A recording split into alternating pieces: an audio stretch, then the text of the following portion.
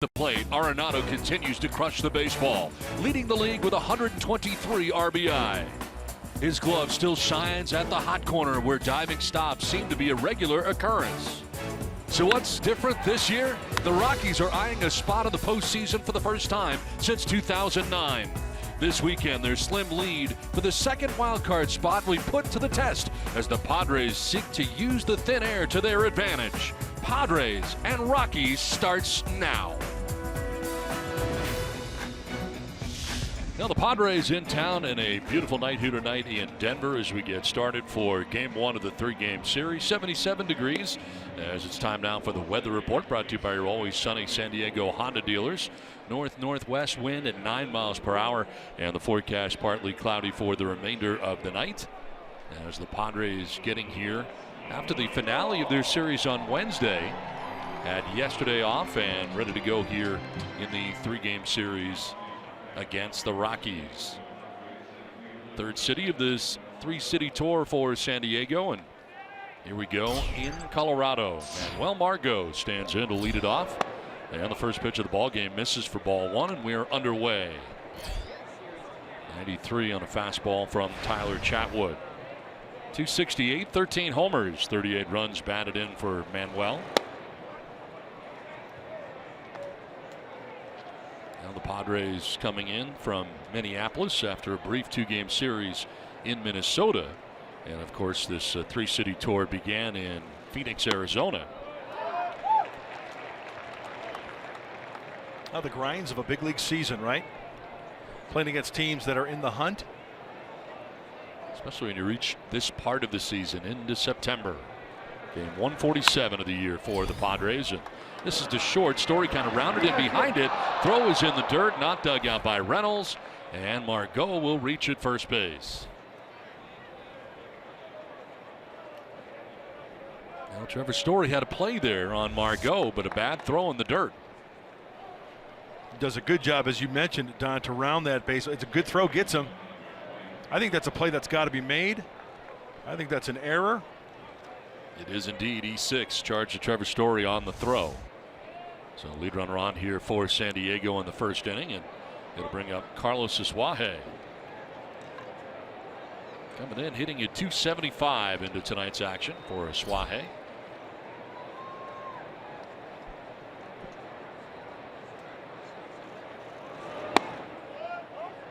Framed there by Lucroy, but called a ball. 1-0.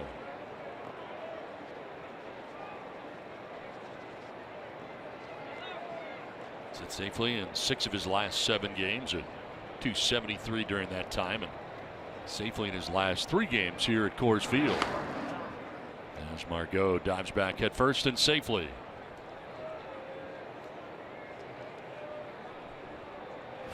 Well, the Rockies have had a tough time here at Coors Field lately, despite the fact they are 10 games over 500 at home, 41-31. They have lost 10 of their last 15 games right here at Coors Field.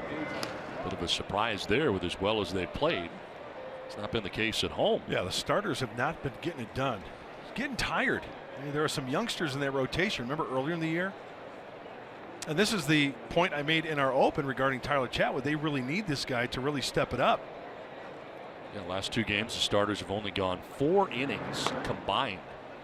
In 2 games, Bettis went 1/3 of an inning, and Marquez went 3 2/3. So 4 innings, 9 runs for the starters for the Rockies in the last 2 games. So the pen, it's been taxed, even though they have a ton of guys out there with a September call-up. Still, they've been used a lot. It's a great point, and it leads to my next point on why they got to get to Chatwood early, because 75 pitches is like the mark to where it's like, okay, after 75, things can really go south quickly for Tyler Chatwood. So the first couple innings, if they can work some counts, a hit here, a hit there, a walk. I mean, he leads National League pitchers with 72 walks. 130 1/3 frames pitched by Chatwood. Asuaje may have gone. They checked. Yes, he did. Offered of that last pitch away, and it's now 2-1. Oh, he most definitely goes. Roberto Ortiz, third base umpire, indicated as such as they appealed to him, and it's 2-1 now to Carlos.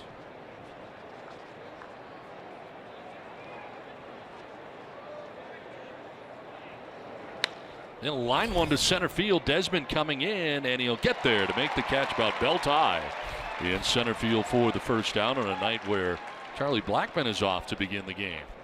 Let's check out Danny Green's starting line, brought to you by Toyota. Manuel Margot in center field. Carlos Wahe at second base with Will Myers at first base. Jan Hervis Solarte at third. Corey Spangenberg is in left with Eric Ibar at shortstop. Jabari Blash in right. Austin Hedges does the catching. And Clayton Richard, the pitcher, batting out of the 9th spot for the Padres. So 1 out, 1 on, and it brings up Will Myers.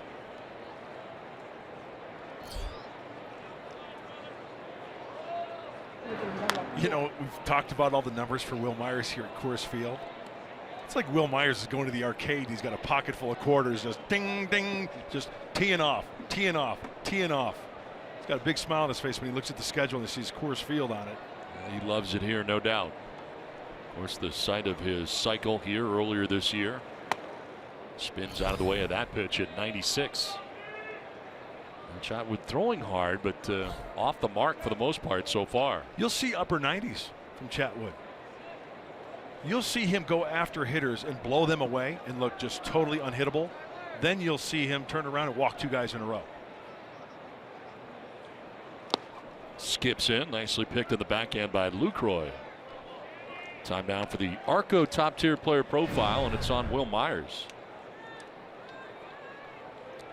And against Will Myers has to go Tyler Chatwood. He's got that effective slider, the ineffective fastball that hit in .322, and the rest of his arsenal.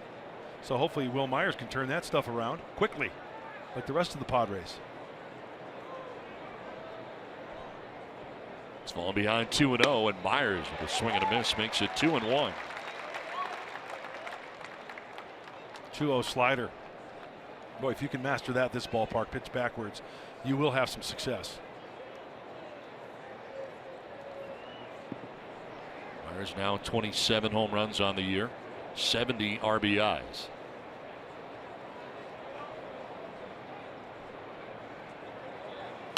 On the ground, back to Chatwood. He'll spin and throw to second for 1, on to first for 2.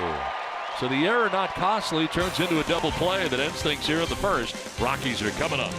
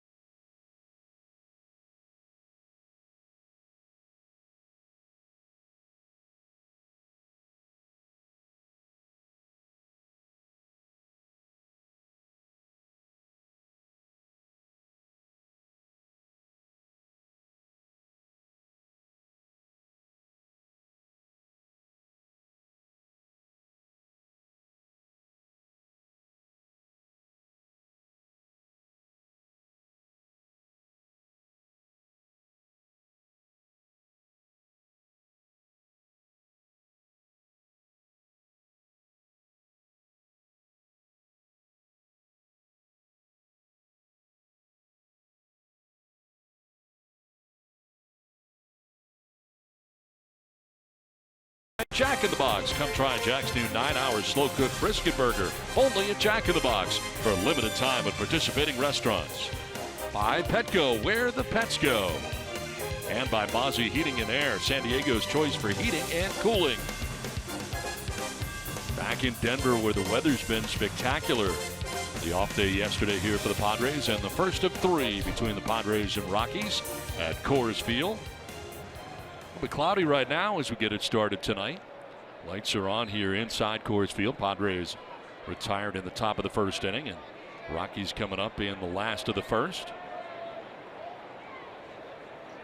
DJ LeMahieu, the batting champion a year ago, and this year toting a .314 batting average, leads it off.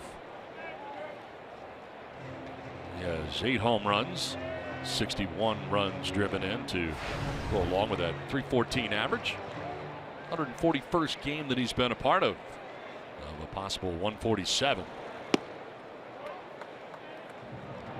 Tough time last time out here in Colorado for Clayton Richard, but coming off a very good outing against the St. Louis Cardinals. Has to stick to his strengths. Knows that he got to work down in the zone up to 2 strikes. He can go up and out of the zone. He can drop that slider down by the back foot. And Don, every time we see the defense against DJ LeMahieu, I mean, it's something out of, like, everything's out of whack. I mean, straight ahead center field is wide open, and then you see Manuel Margot right there in right center field, and Jabari Blash hugging the line in right. Grounded to short. Ibar off balance throw. Nice pick on the other side by Myers. There's LeMahieu retired 6-3. Let's check out the lineup for the Colorado Rockies, brought to you by Hyundai. Coming up is Gerardo Parra after DJ LeMahieu led off second baseman. Parra's in left. Nolan Arenado at third base with Trevor Story at shortstop. Ian Desmond gets his first start in a Rockies uniform in center. Carlos Gonzalez in right field. Mark Reynolds at first base. Jonathan Lucroy does the catching, and Tyler Chatwood, the pitcher, bats out in the 9 spot. Charlie Blackmon not in the starting lineup, but available to Bud Black. Just gave him the night off after a tough series in Arizona. And Blackmon, one of the guys that is being considered really for MVP. He's had that kind of season, but struggling lately, so just gets a breather tonight in game 1 of the series. Parra's had a great year. 329, 10 homers, and 67 runs driven in. Starts in left, grounds one back to Richard. Clayton will flip underhanded for out number 2. You know, I looked at this lineup for the Rockies. I'm concerned about 1 and 2 and 4 and 5 because you got Arenado and you got Gonzalez after those guys who can do some damage. Let's check out the Padres defensively, brought to you by your San Diego County Ford dealers. Corey Spangenberg in left, Manuel Margot in center, Jabari Blash in right. Got Hervis Solarte at third, his 15th start at third base this year, with Eric Ibar at short. Carlos Suaje at second, Will Myers at first, and Austin Hedges doing the catching for Clayton Richard. 2 down in the last of the first inning, and here is Nolan Arenado. Now you look at the top 10 in batting average in the National League, and there are 3 Rockies. Top spot in the NL is Charlie Blackmon, who we mentioned is on the bench tonight. DJ LeMahieu comes in at 6th, hitting at .314, and then Arenado 10th in that category, hitting at .306, but he's got some serious power numbers to go along with that average. It is up over 300. 33 home runs. A league-leading 123 runs batted in. MVP talk, no doubt about that. We're going to get into that a little later as well. Softly back to Richard. He will field 2 of 3 outs in the inning. Down in order are the Rockies, done with 1 without a score from Denver.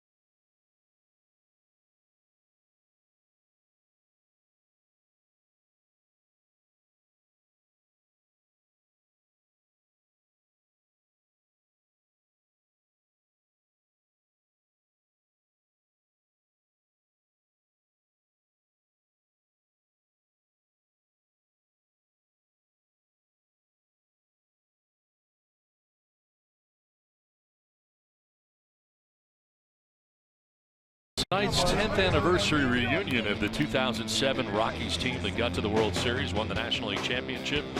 Now they came here before the game, part of a ceremony prior to the game, and mingled with the fans as well. As a magical year for them. Of course, Padres fans don't need to be reminded of that. In 07, of course, the Rockies team that won 21-22 to force that one-game playoff with the Padres, which they did win, and then went on to the World Series, as it turned out. Were swept by the Red Sox in the 2007 World Series, but that group honored, and we're on the field prior to the game today. It was a pretty special ceremony for a lot of those guys, and what was obviously a very good team. Magical September for the Rockies. 21 out of 22 they won in that span. And we've documented it. We've checked it, double checked, triple checked, quadruple checked. Matt Holliday has still not touched home plate. I don't think Tim McClellan's made the call yet either, the home plate umpire. Thanks for rubbing it in, Rockies, on this Friday night from course. Now leading it off here for San Diego in the second inning, Yangervis Solarte, and he'll send one to center. Ian Desmond out there waiting, and he'll make the catch. Just in case you forgot, back in 2007, here is the play. Jamie Carroll sending it to right field, catch made, but Holliday coming home, and I don't think he ever touched the plate. Well, Don, you were right there. You called it. Yep. What did you think initially? I didn't think he touched the plate. And I thought that's why Tim McClellan was taking forever to make the call. Especially where the catcher was going to get the baseball still, and he still hadn't made the call. Michael Barrett did a good job. Yeah. Blocking the plate. When you could block the plate, and he did a great job. Yep. Just when you get over something like that, you got to rehash it. Right? Yeah. This was my first national game. And, to have it end like that was not good. Look at that. Never got to the plate. At what point did that think he got to the plate? That is clearly a great angle. You never touch the plate. No.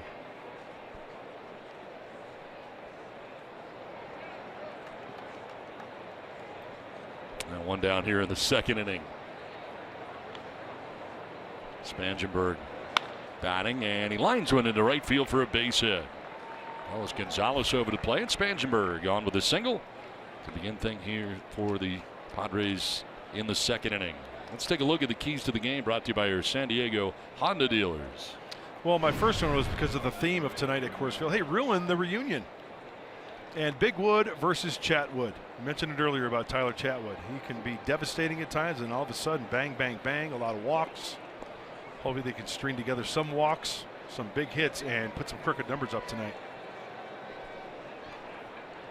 And one down, Spangenberg at first, held on by Mark Reynolds. As Eric Ibar climbs in here on the left side. Quick check at first, and Spangenberg back to the bag.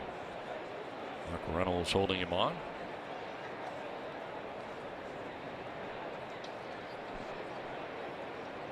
.236 average coming in for the Padres shortstop.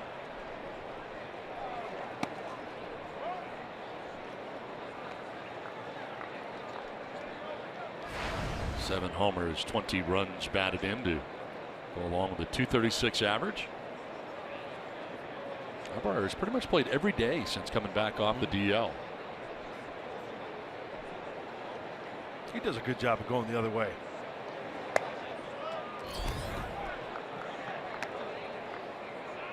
And with that said, the outfield, especially in left field, Gerardo Parra is shading that left field line a little bit. Ian Desmond is on the shortstop side in center field.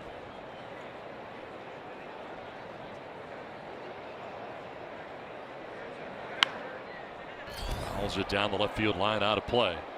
Chatwood, a 95-mile-an-hour fastball. Closed captioning for tonight's game is brought to you by Wiener Schnitzel. One out, runner at first for the Padres here in the second inning. Eric Ibar bats now. Jabari Blash waiting on deck.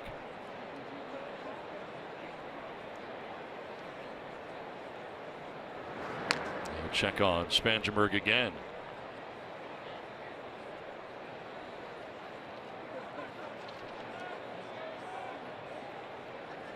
27-year-old. Tyler Chatwood in and out of the rotation this year. His 30th appearance overall, 23rd start of the year for the right-hander. Spangenberg able to cross over to get back this time. So a total of 7 relief appearances for Chatwood.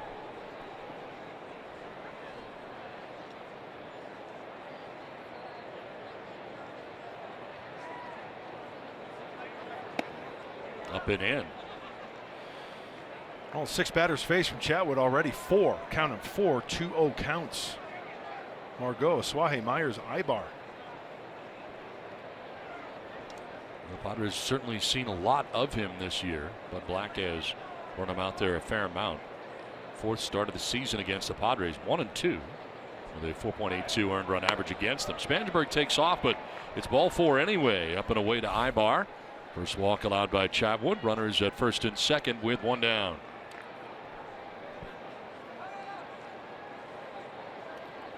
Well, we mentioned the rotation and how it can be a question mark, and we mentioned it how some of the younger guys, you know, have been in the rotation, going to the bullpen.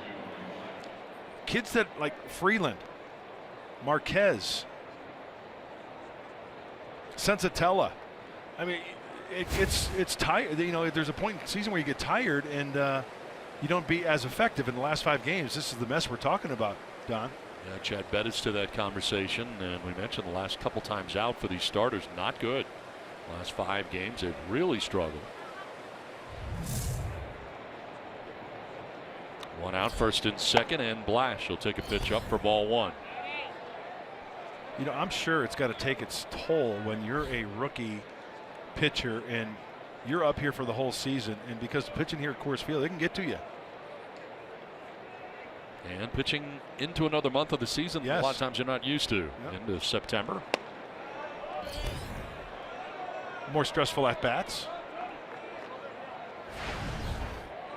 Well, right now, no reason to swing because Tyler Chatwood is not throwing strikes. He's fallen behind again here, 2-0. Just walked Eric Ibar. Major League average through yesterday on the 2-0 counts, 362 throughout Major League Baseball. 3-0. Can't throw a strike right now. 27 pitches, 15 balls to this point.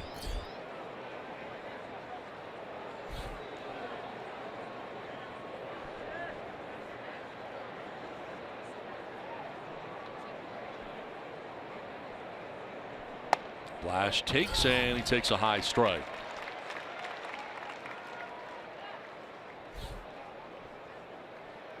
Solarte fly down to center. Spangenberg single to right. Ibarra walks, 2 on 1 away, and a 3-1 pitch coming up here to Blash. And Jabari grounds 1 foul off himself down the third base line. So a full count now. Chatwood has battled back.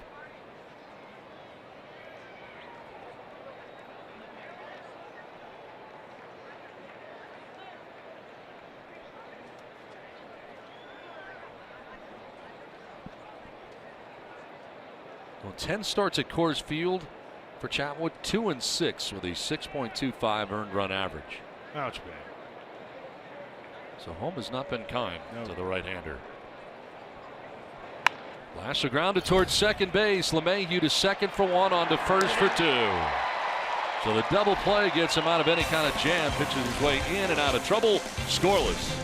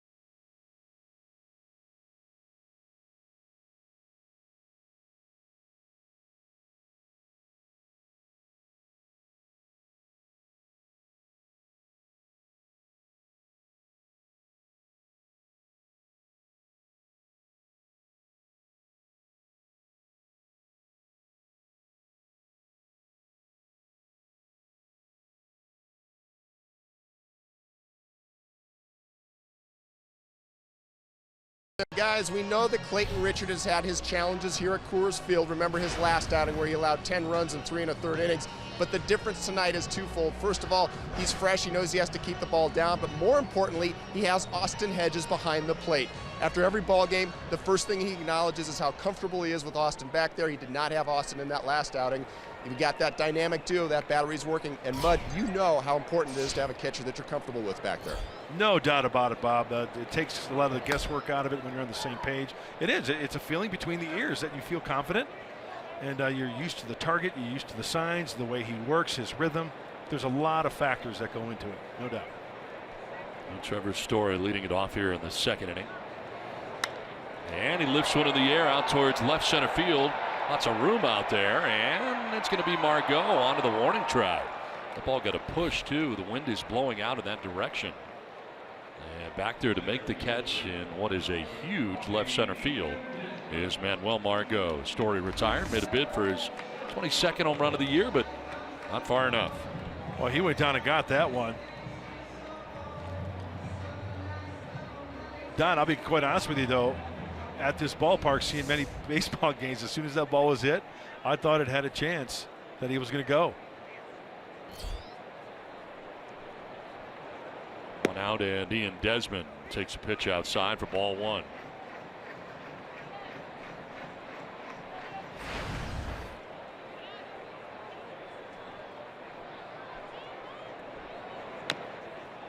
Little dribbler right in front of the plate. It is a fair ball, and he is out.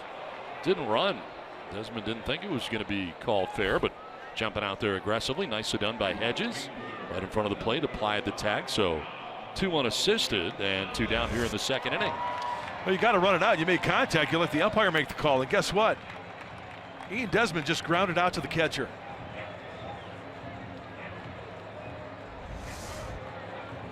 Ball just died there right in front of home plate. I wish we had that camera angle in 2007. 2 down here in the second inning, and brings up Carlos Gonzalez. 12 homers, 52 runs batted in. Stacking it up on the right side are the Padres defensively in a shift. It's Carlos Gonzalez. Going to use upside down carrots. You don't have the circles here either? I'm not going to mess with it.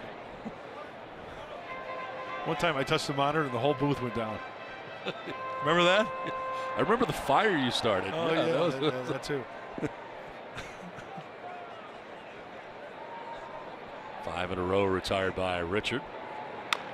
And a grounder again. Richard off the glove. Going to be tough. The flip will get by Myers, and reaching at first is Gonzalez. Well, Solarte did what he could do after Richard got a glove on it. He really slowed it up, making it very difficult for Solarte. Well, this is the play. As soon as that ball is hit, boy, Clayton Richard does react nicely. Can't get it on the backhand. And you're right, Don. As soon as that ball hit the glove, slows it down just enough. Well, even a good throw does not get Gonzalez. So it's a base hit. Brings up Mark Reynolds, always a threat to go deep. 29 home runs on the year, 93 runs batted in. And he bats 7th in this Rockies order. Give an idea how long this order really is. And it is a good offense. You got a guy hitting 7th with 29 home runs and 93 RBIs. Remember, Clayton's got 8 picks this year. Leads all of baseball.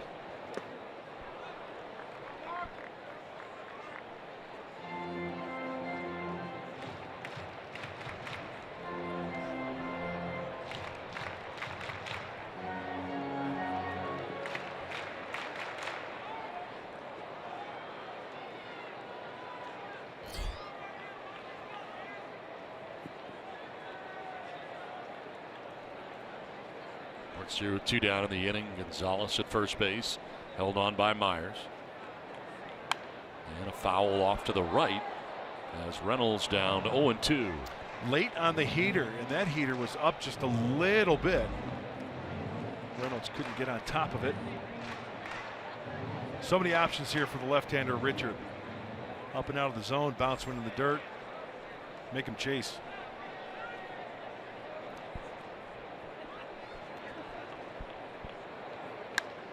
Fouled off again to the right, out of play. Well, the Rockies coming in 80-67 on the year. Just finished up a 4-game series with the Arizona Diamondbacks. Big head-to-head matchup there, the two wild card teams, and Rockies won the first 2 but dropped the next 2. So they split the 4-game series. Chase Field in Arizona. Throw to first, and back safely is Gonzalez.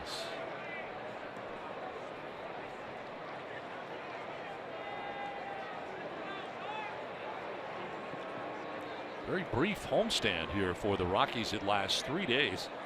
They just got back from the Dodgers Diamondbacks road trip, and now they play the Padres this weekend before going to San Francisco, and then a 4-gamer against the Padres at Petco Park. So isn't that great? This is about as brief as it gets as far as homestands go.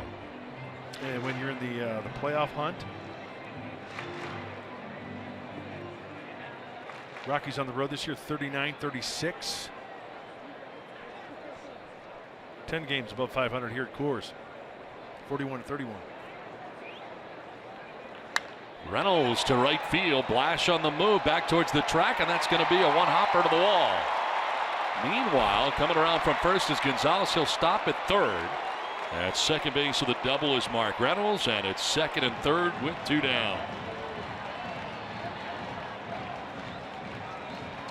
I think you could see the intent of Mark Reynolds, that whole at bat. Looked like he was, he was fouling off pitches right field, into the stands. And this fastball, Clayton must have buried inside. He misses big time on that. That ball is deadened up against the fence below the auxiliary scoreboard. Well, that would have been a hit the relay man nicely. Jabari Blash did.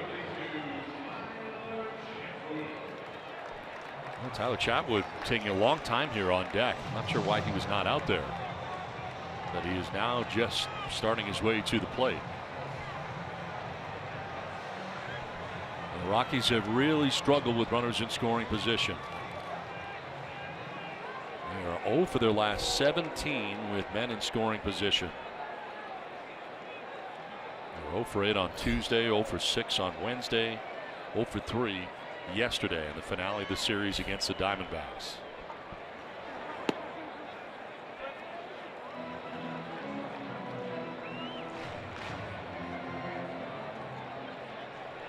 So Lucroy is at first base on the intentional walk. That's why Chatwood was taking forever to get out there. Of the no pitch kind. That's what happened. I like it. So base is now loaded, and this one fouled off to the right. I was wondering why Chatwood wasn't out there. It's one of those that'll sneak up on you. It snuck up on me. I didn't see it. Intentional walk of the no pitch kind. Elected by Andy Green, the manager of the Padres, to load the bases. 1-1 pitch coming up. Chatwood will line it the other way, in for a base hit. From third comes Gonzalez. Here comes Mark Reynolds. The throw is off the mark, and the run is in. The Rockies have taken a 2-0 lead as they score first. And it's the pitcher, Tyler Chatwood, who drives in a pair.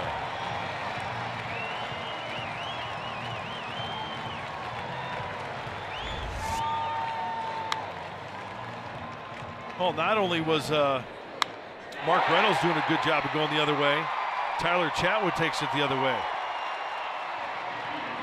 Offline, too much of a humpy hump too in the throw from right field. Too much of an arc.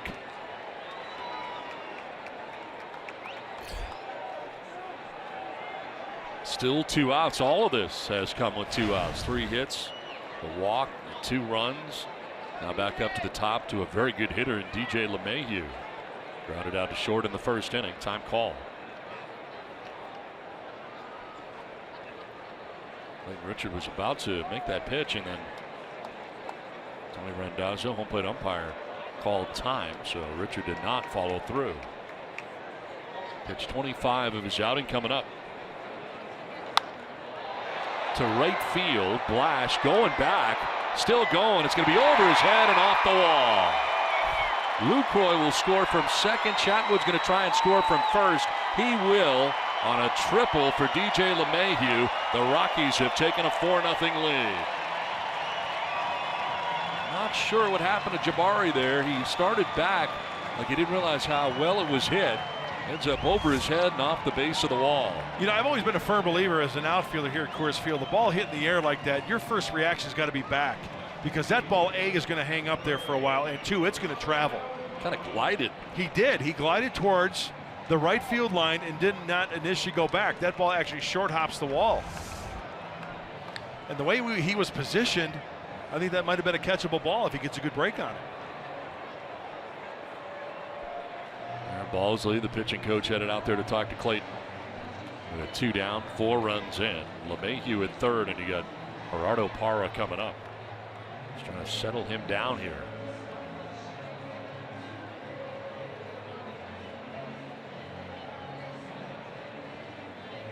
It's happened fast, and it can when you take on this Rockies team. Gerardo Parra coming up. Grounded back to the mound in the first inning. A first inning, incidentally, Clayton Richard had a 1-2-3 first inning on 9 pitches. Got the first 2 outs here of the second and retired the first 5 he had faced tonight.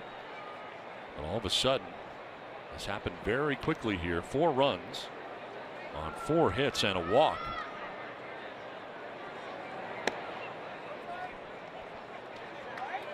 And he got a guy up there who's extremely good with runners in scoring position. 357 in that category. Yes, 54 RBIs for him. Since coming off the DL in July, early July, hitting a cool 337 overall. Puts together good at-bats.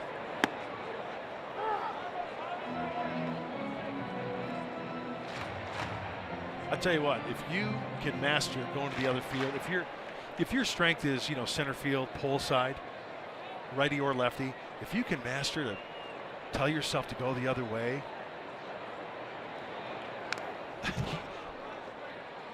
tons of hits.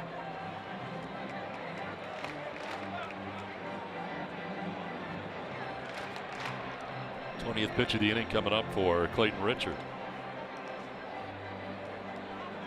Mayhew at third base, 2 down here in the bottom of the second.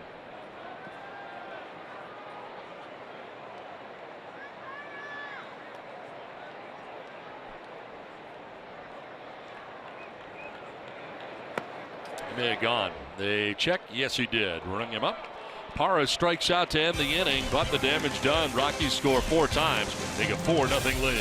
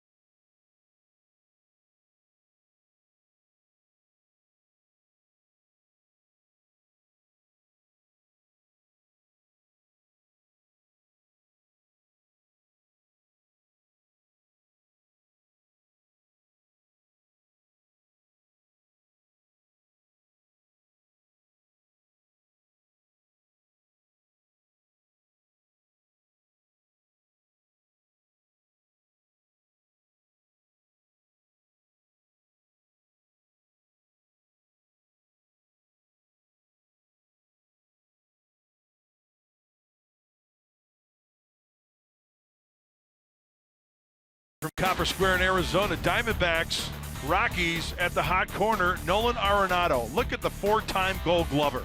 Taking away extra bases from A.J. Pollock. The one hopper over to first. Oh, he does it so many times. To his right, to his left. He can charge. It's not just getting to the ball. It's the accuracy and the strength of the arm also from the third sacker for the Rocks. 4-0 now. The Rockies on top. They score 4 times in their half of the second inning. As Austin Hedges climbs in, 8-9-1, featured for the Padres here in the third inning.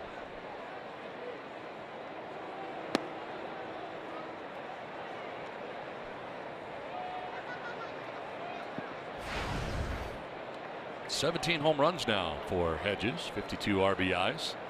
Had a home run in the finale of the 2-game series in Minneapolis against the Twins.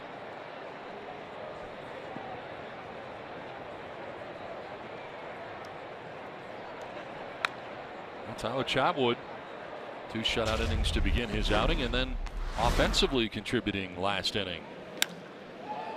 Well, Austin Hedges with his 17th home run of the year. He's in the finale of the 2-game series in Minnesota. And the Padres would end up in extra innings, but fortunately the walk-off for the Twins. Swing and a miss here, and Hedges strikes out to open up the third inning.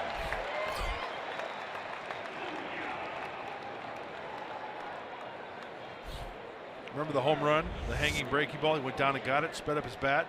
Chatwood goes with the high heat at 96. Believe me, pitchers will watch video of the team coming in. Hey, what did this guy do? Oh, Hedges hit the home run? What was the pitch? Breaking ball, went down and got it. Okay, I'll try to avoid that. Goes up the ladder.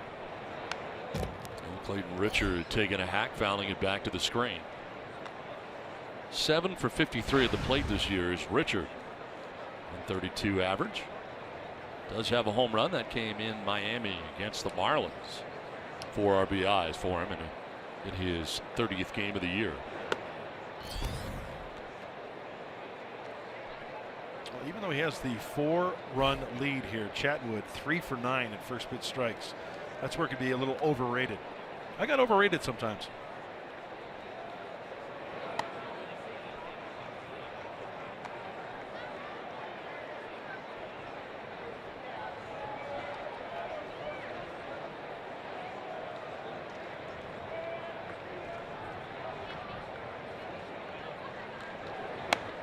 Takes a hack at fastball at 94, and it evens at 2-2. 1 strikeout so far for Chatwood. He has walked 1. Not only 1 hit so far. Corey Spangenberg single to right last inning. And he picks up the outside corner for strike 3. 2 down in the third inning on back-to-back Ks. The Red Cross depends on financial donations to be able to provide disaster relief immediately. Help people affected by Hurricanes Harvey and Irma by visiting redcross.org or texting the word Red Cross to 90999 to make a $10 donation. 2 down here in the third inning. Manuel Margot. Second time through here for the Padres against Tyler Chatwood. Margot reached on a throwing error by Trevor Story, the shortstop for the Rockies in the first.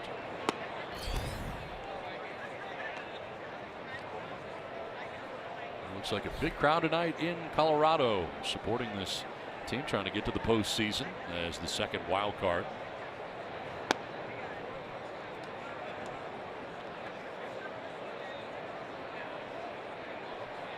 Rock pile in center filling up tonight as the game goes on. Seems like it'd be a fun seat. Good vantage point out there.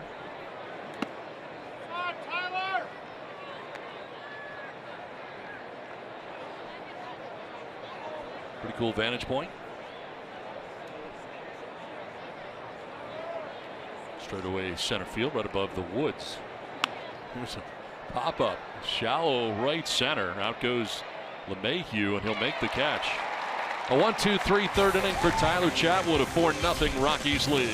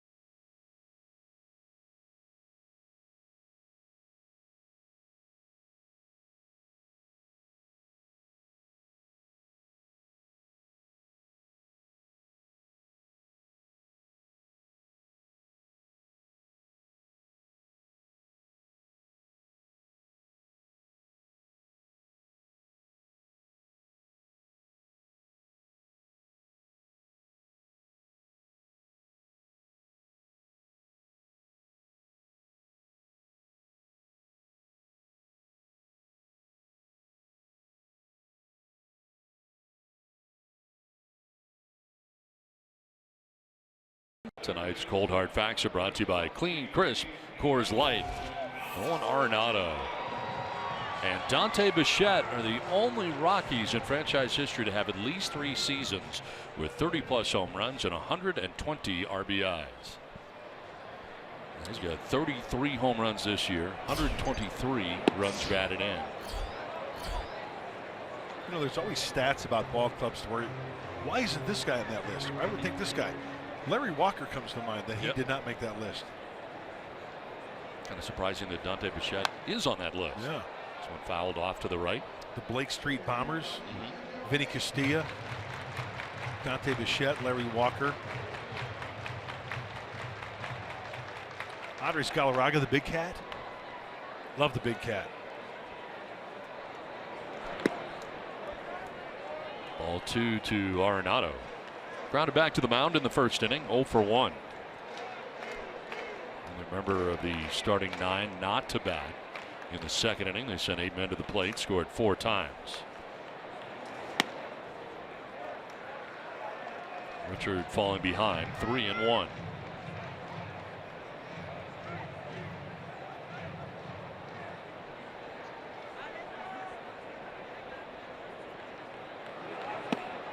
Here's ball 4. Arenado reaches with a walk to begin things here in the third inning. Second free pass served up by Clayton Richard in his outing. First time lead runner has been on for the Rockies so far in this one. Here comes Trevor Story. Last time up, hit the ball a long way out to deep left center field. But he was caught on the warning track by Manuel Margot.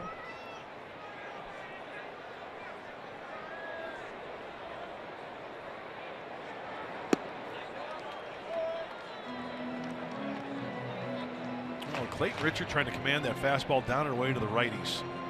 Tried to do it to Arenado. Only one breaking ball during that sequence of pitches. Started off with a breaking ball, then went fastballs. On the ground left side, moving is Solarte to second for 1, on to first, kind of a changeup. And not getting a lot on that was Carlos Azuaje at second base. So reaching is Trevor Story at first. They do get the force out at second on Arenado, 5-4.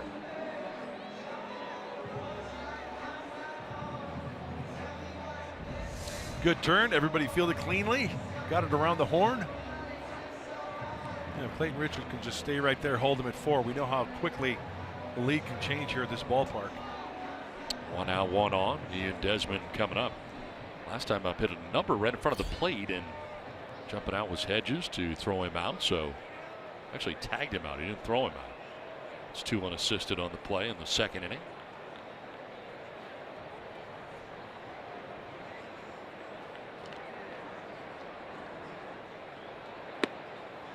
Strike 1. That's where Clayton needs to be, right there against the righties, if he's going to pepper that outside part of the plate.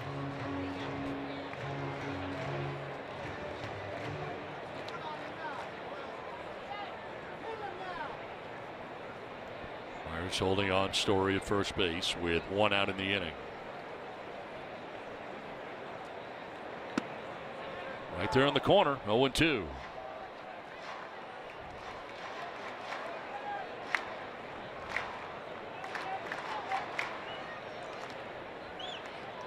Field set up straight away here for the Padres on Ian Desmond.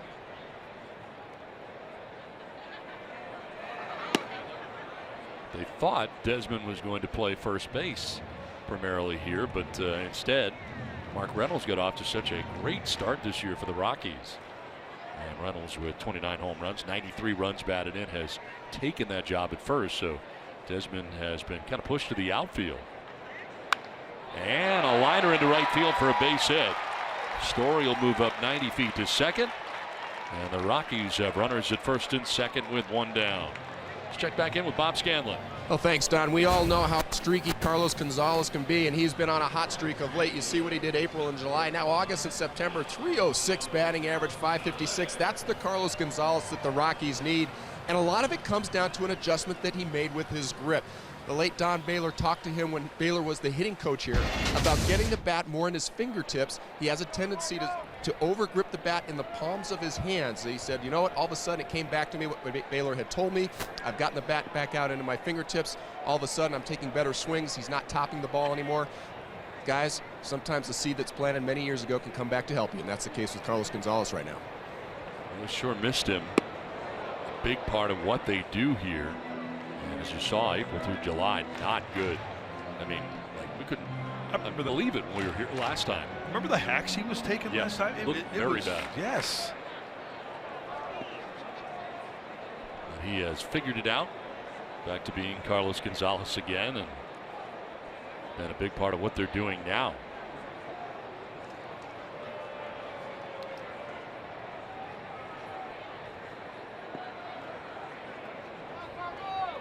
So a tough time with men in scoring position. It's 179 average in that category. And down here, 0-2. Really bad looking on the breaking ball there.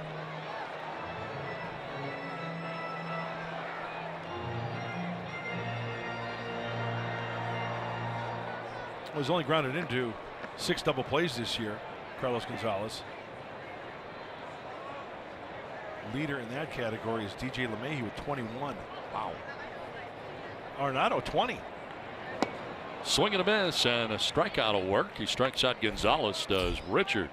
Third strikeout for Clayton Richard. Can you say uno dos, adios?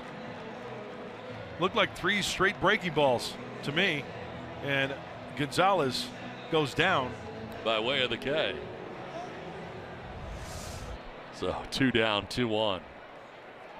And Mark Reynolds with an open stance from the right side.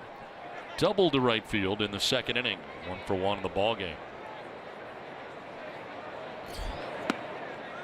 Now kind of surrounded the plate, but not a strike.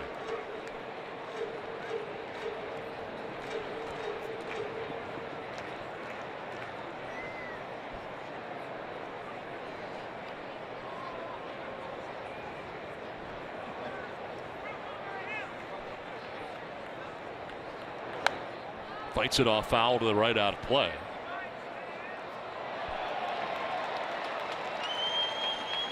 Looking for home run number 30 of the year.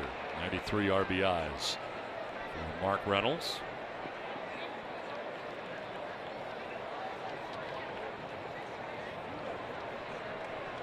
Well, you know how badly he wants 30 and 100.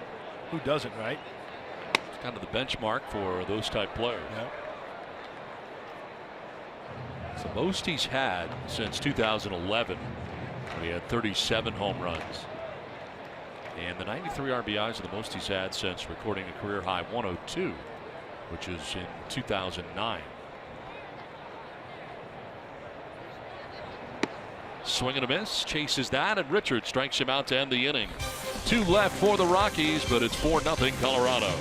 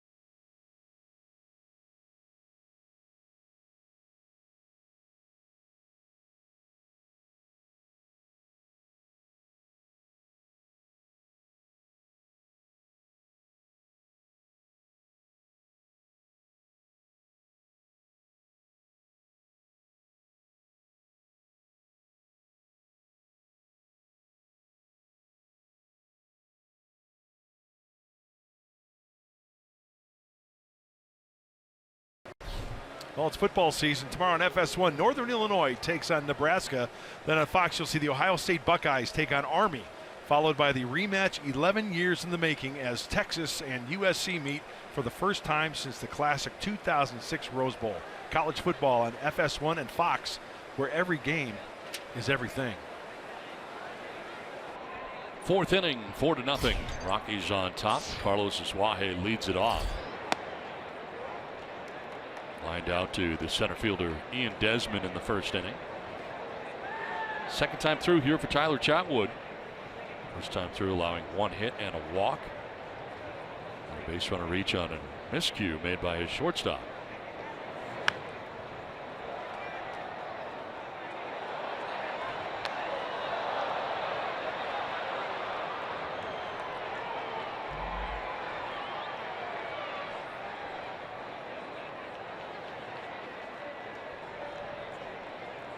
Suaje, Myers, and Solarte here in the fourth inning. 2, 3, and 4 for San Diego. Down and in.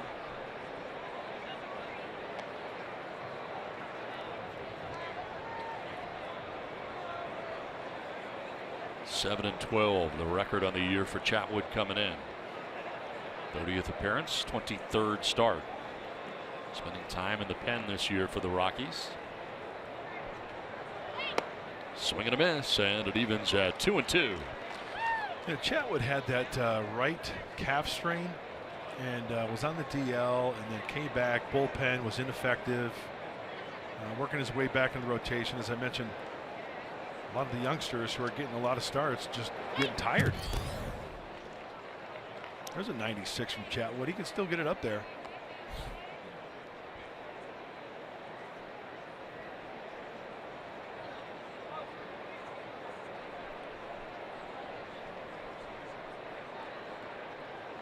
Born in Redlands, California. 27-year-old. Throws that one in the dirt, and it's now a full count, 3-2. Ever been to the Redlands? I have not. Oh, you got to go. It's beautiful. On the way to Big Bear. You should take an afternoon and go. It's only like 3 hours.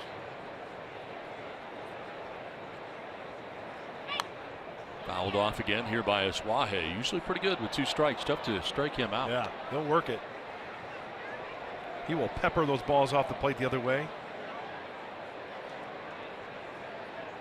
Now, I don't like to compare players a lot because the guy I'm going to mention had a long, productive career. But you know who he kind of reminds me of? Who's that? Brett Butler.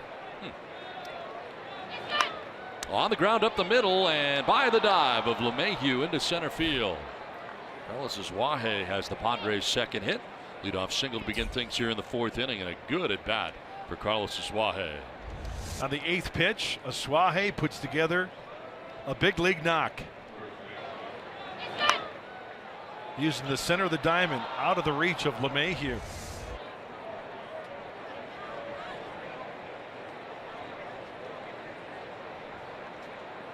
So lead runner on here for the Padres in the fourth, and it brings up Will Myers.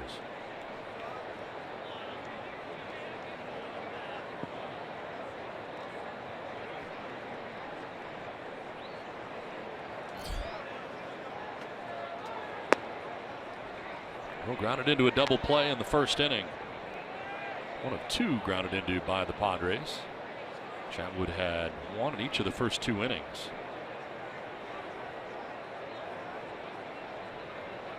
Good sized lead at first base, held on by Reynolds.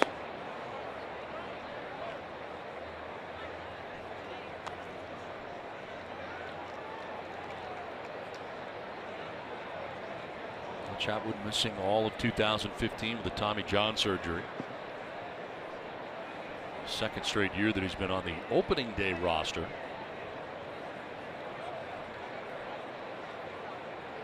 (2-0) to Myers. And that's inside for ball 3. Time now for the Arco top tier player profile on Will Myers. Highest career OPS here at Coors Field all time. Adrian Beltre first, Will Myers second. Brent Zimmerman of the Nationals third in that category.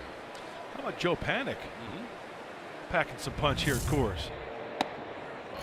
Myers taking all the way there. Takes a 96-mile-an-hour fastball for strike one.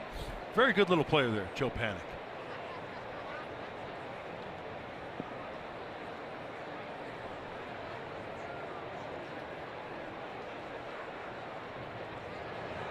Myers to center field. Desmond going back, still going. He'll get there to make the catch. Fires back towards the infield as Wahe scampers back to the bag at first with one down. It had the good sound to it. Will got to it, sent it straight back up towards the woods. Just not enough though. Ooh, middle in at 96. That's a cue ball on a tile floor. Just didn't get it enough.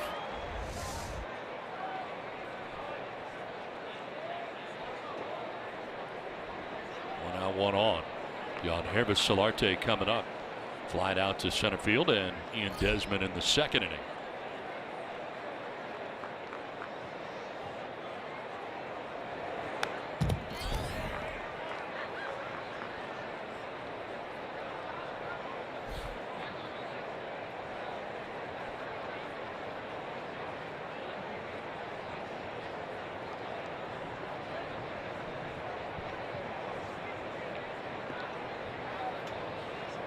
'60th pitch of the night coming up for Tyler Chatwood with one out and one on.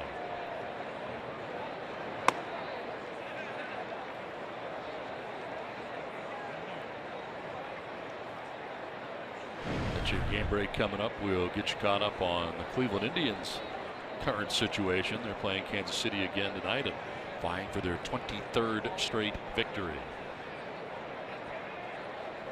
1-1. Little number. The pitcher Chatwood will go to first to retire Solarte. On to second goes Wahe. Two down here in the fourth inning. You and I mud watched last night as the Indians came back to win their 22nd straight 10th inning walk-off by Jay Bruce. What a pickup Bruce was. Coming from the Mets to the Indians, and he's been a big part of what they've been doing there. Well, the magic continues in Cleveland. We got a tight one now in the 8th. Kansas City leading 4-3. Stay tuned to that one. Trevor Cahill was in last time we checked. And unfortunately, that walk-off against Mauer. Over Spangenberg. Will take the strike over the outside corner.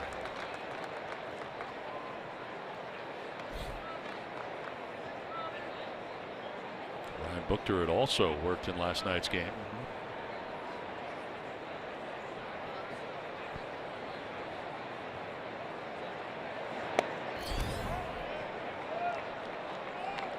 Spangenberg with a single in the second inning. One of two Padres hits. Carlos Wahe with the other. More recently this inning with a single to center field.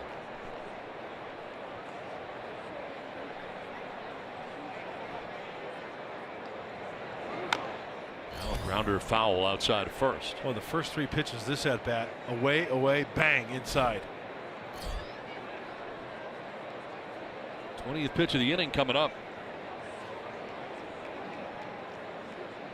Pitches here through 3 2/3. 65th pitch of his outing coming up. Yeah, keep an eye around 75-ish for Tyler Chatwood.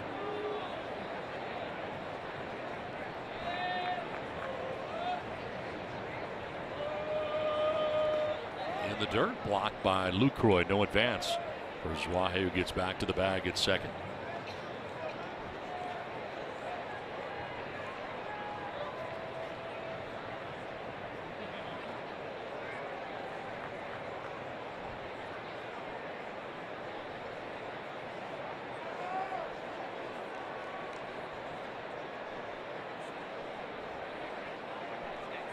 Bud Black trying to get back to the postseason again. Second wild card spot right now. On the ground to first baseman Mark Reynolds. He'll take it himself to the bag in a hurry, but he gets it there in time to win the foot race. 4-0 Colorado.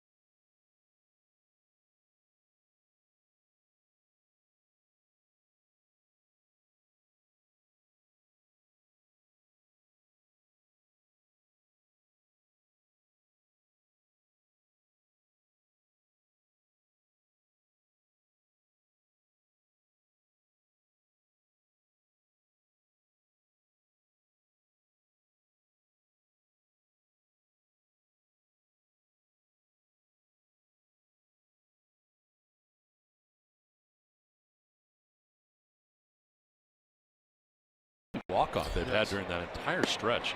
You figured there'd be a few more mixed in there, but that's not been the case. One thing I know for sure, it's jumping at Progressive Field. The magic there, the excitement there. They're feeling it. Oh. Jonathan Lucroy leading it off here at Coors Field. And a liner into center field for a base hit. Second straight inning, the Rockies have had the lead runner on. And it's the bottom of the order for the Rockies. Thanks to Tyler Chatwood has done some damage. 2 RBI single in the second inning, and Lucroy with the intentional walk, as Don mentions, of the no pitch kind. He ended up scoring in that inning as well. Only had a 139 average coming in this season, 215 in his career. And a base hit in the second inning that drove in 2 runs and got the scoring started for the Rockies, who would score 4 times in the second inning. For the first, and Lucroy back to the bag.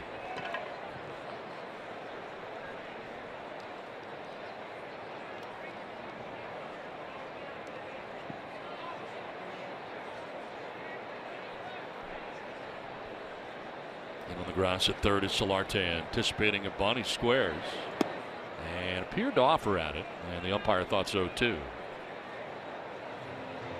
So strike one, says Tony Randazzo, home plate umpire.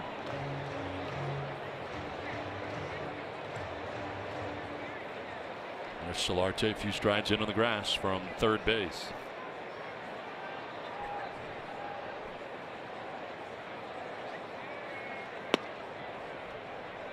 Didn't try it this time.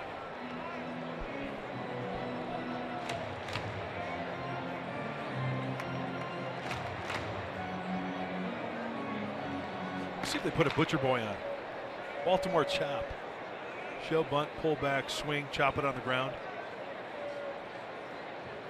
You know, his backhand is really high. You know what I mean by that? The bottom hand. When his bottom hand is really high off the handle, that's an indication probably that he's going to bunt. If they keep that bottom hand down towards the knob a little bit more, then they can just slide that other hand down and bang. Too far to go from where he is. Right. Watch his bottom hand. That would be his left hand. If he see how high it is? Now if he's more down towards the knob, there's a chance he could probably pull back.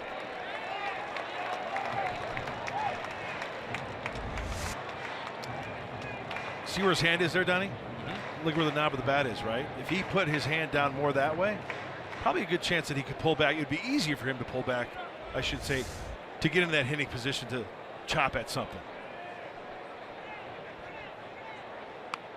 Well, the bunt bid is a foul ball.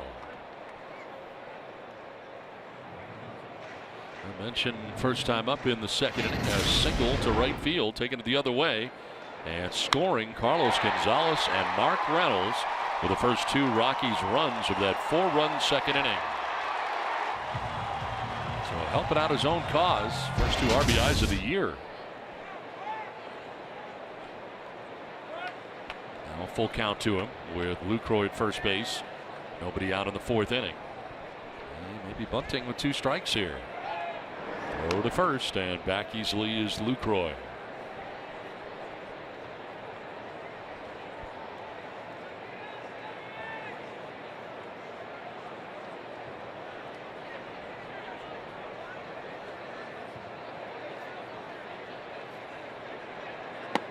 Pulls it back, ends up walking. Third walk allowed by Richard. MLB.tv every night, every device. Watch every out-of-market regular season game live, plus get a free subscription to At-Bat Premium, the #1 app for live baseball. Blackout and other restrictions apply. Visit MLB.tv for details. 2 on, nobody out, and DJ LeMahieu coming up here. That's the last thing Clayton Richard wanted to do there, was walk the other pitcher. He's trying to bunt. Ends up walking him. And DJ LeMahieu tripled in the second inning. 1 for 2 in the ball game. And once again, the outfield shift in full force. Straight up the gut, open. Outfielders in the gaps. And Jabari Blash hugging that right field line. How about that? LeMahieu turning to bunt here. A guy who hits at 314. Wow. These Hedges to talk to Richard. Well, Meyer will join the conversation. Meyer's coming over now as he leaves. Ibar comes in. Maybe you want to know the sequence of signs. The runner out at second base. Yep.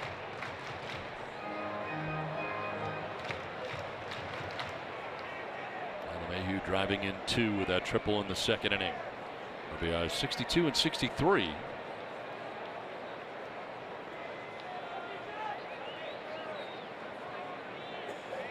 Well, the Rockies know, playing here 81 times a year, that 4 runs is not enough. So looking for some more here in this 4th inning on top 4-0.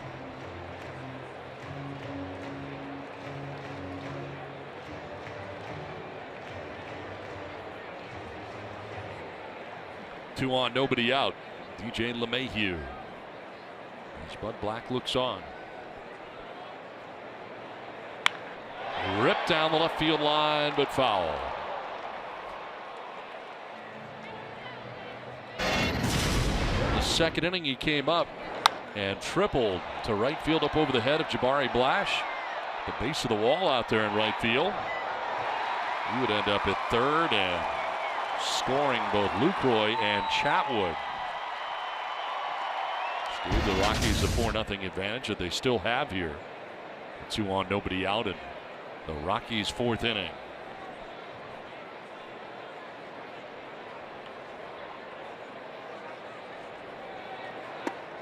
Almost got him on that back leg.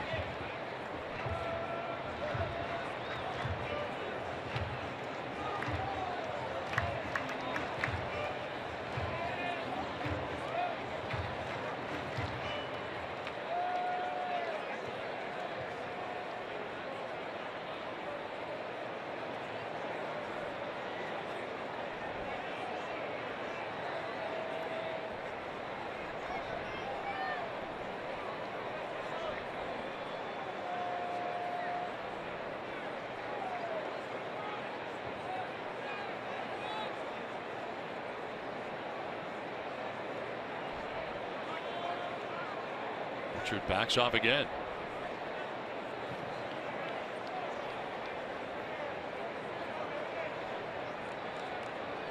Lucroy at second, Chatwood at first. 2-2 pitch. Foul fly down the right field line, out of play.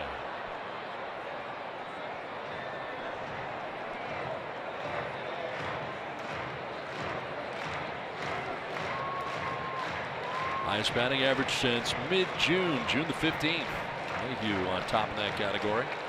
Charlie Blackmon, Nolan Arenado, all going at the same time through the top 5. As the summer heats up, so do the Rocky hitters, huh? It's a tough lineup. And again, Charlie Blackmon not in the lineup tonight, getting a night off. Off the plate, chop towards third. Solarte will touch third, throw to first, and it is in time. Double play. 2 big outs right there. Nice play by Solarte. Was headed towards the bag. It's the force shot of Lucroy first, then fires across the diamond to get LeMahieu. Placed perfectly. Get to it, go to your right, fire across. Use that bag as something to push off of to get some momentum behind your throw. And an accurate throw at that to the big target, Will Myers. Nicely done, Jan Hervis. 2 down here in the 4th inning. First double play turned by the Padres tonight. Rockies have 2 of their own. Runner at second in Chatwood, and here is Gerardo Parra. He's grounded back to the mound and struck out swinging.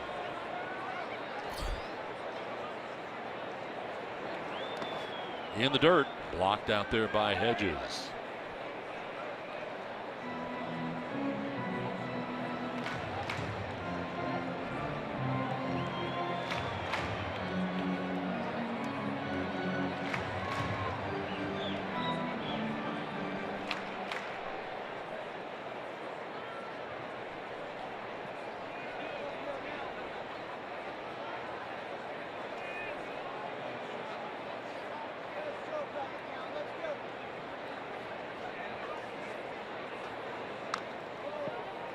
Fouled off at the dish. 1-1.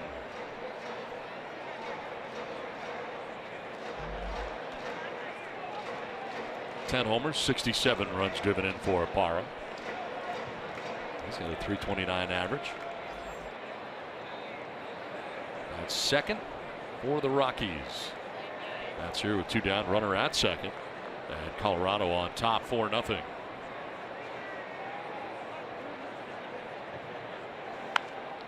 Cued off the end of the bat, lots of spin. Solarte slings it across the diamond in time to retire Parra and to end the inning. Through 4-0 Colorado.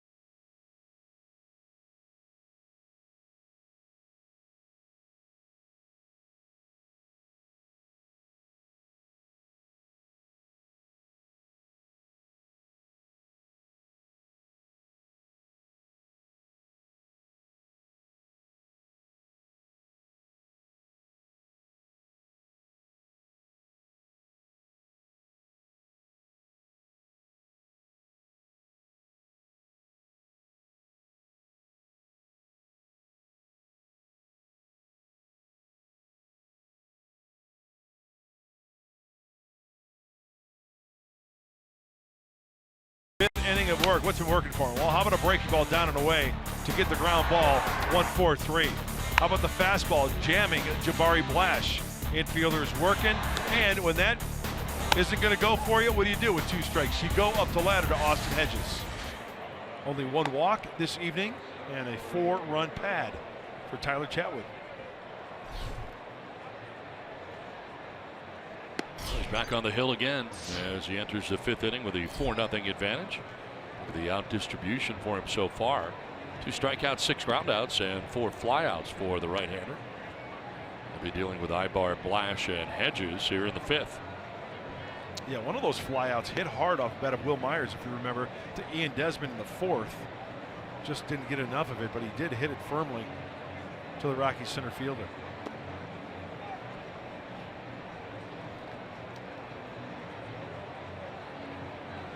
Ibar walked his first time up in the 2nd inning, the only free pass allowed by Tyler Chatwood so far.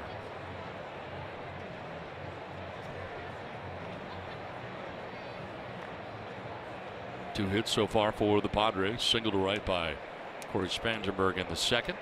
Carlos Asuaje with a single to center in the 4th. That's been it. No one has reached third base yet for the Padres in this game. Yeah, Glenn Hoffman needs some visitors. It's getting lonely down there. Some friends to come visit. Yeah. Hi, I'm Glenn. Welcome to third. Come by and see me. Anytime. Chop to first on 2 hops. Mark Reynolds will tag the bag. 1 down here in the 5th.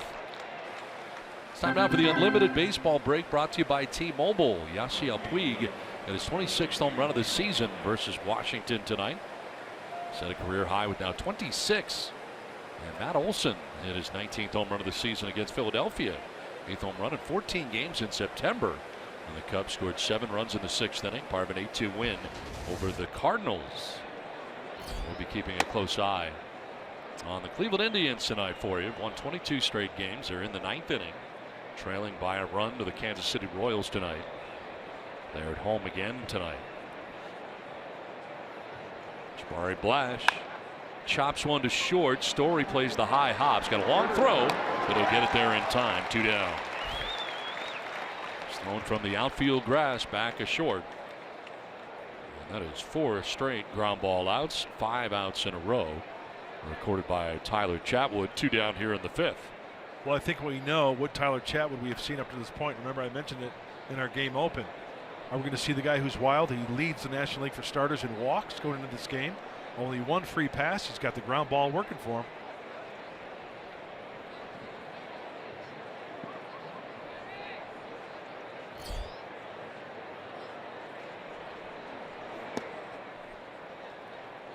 Austin Hedges, a strikeout victim in the 3rd inning.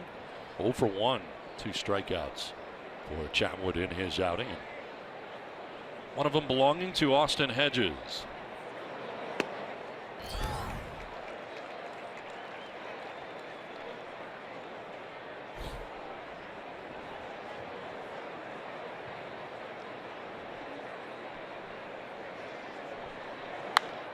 In the air, down the right field line towards the corner, struck pretty well towards the pole, and that ball is going to be a foul ball just to the right of the pole down there.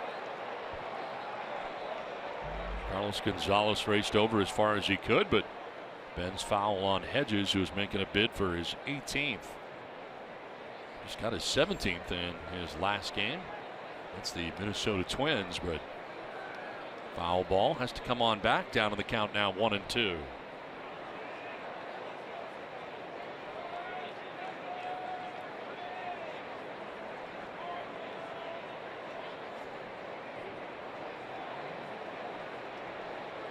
So a sigh of relief for Tyler Chatwood.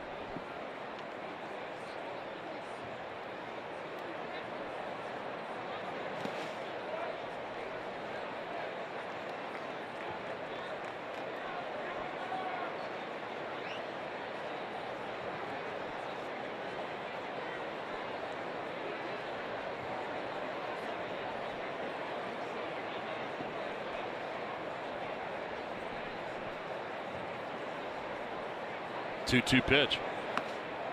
Ball 3, full count. Hedges can find a way on. Clayton Richard waits on deck, working towards the bottom of the Padres order. I'm guessing with the 4-run lead, 3-2 count. Look for a fastball away. Grounded to third, knocked down by Arenado, and reaching at first base will be Hedges. Hot shot. Was a fastball, and he turned on it. Arenado able to get a glove on it, but that was it. Ended up behind him, and Hedges reaches with 2 down. Well, how many times have we seen Nolan Arenado make this play? And you know what? I'm going to say it. They're going to roll it a hit. I'm glad for Austin Hedges to get a hit. But you know what? For as good as he is, that's a play that's got to be made. I think that's an error. What do you think, Don? I think it was hit pretty hard. Yeah? Yeah, I mean, it was on him. It's in the air to left field, struck pretty well. Parra going back. He'll have room. And he makes the catch, backpedaling on the warning track as Richard gives it a ride. Halfway through, 4-0 Rockies.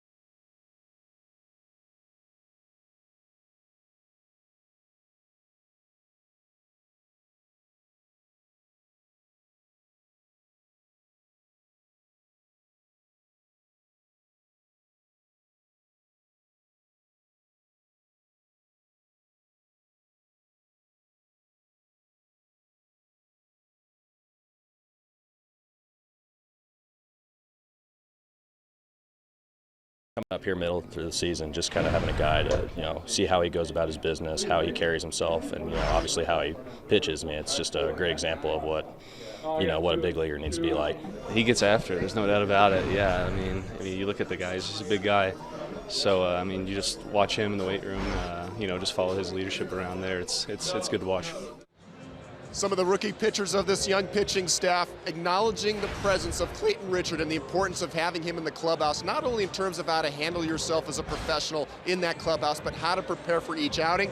And tonight, guys, I think this is another example of that leadership. He could have gotten rattled in that second inning when 4 runs crossed with 2 outs, but he pulls himself together. He's going into the 5th inning now. The most important thing as a starting pitcher in Game 1 at Coors is not to leave the game early. Don't put your bullpen in a position where it can get decimated. He's already avoiding that tonight, guys. Another sign of his leadership. All right, thanks very much, Bob. We'll move along here to the bottom of the 5th inning. Nolan Arenado leads it off against Clayton Richard. And the first pitch ball outside. Great points made by Bob Scanlon, and I can only speak from personal experiences. That guy, to me, when I was with the Giants, was Mike Krukow. I mean, we'd get to the ballpark really early. Line to center and in for a base hit in front of Margot. And, we'd be getting dressed in our locker, and he'd go, "Let's go, big boy. We're going for a run. We're going to run the stands. We're going to do stairs today. All right, we're going out to Candlestick Point." And he would lead the way. Got to get your road work in. Got to get your work in. And do your weights, do all that stuff. It's important to have a guy like a Clayton Richard. Battling his way through tonight. He's given up a leadoff base hit here in the 5th. And it brings up Trevor Story. 0 for 2. Flat out to center. Reached on a fielder's choice. Throw to first, and Arenado gets back.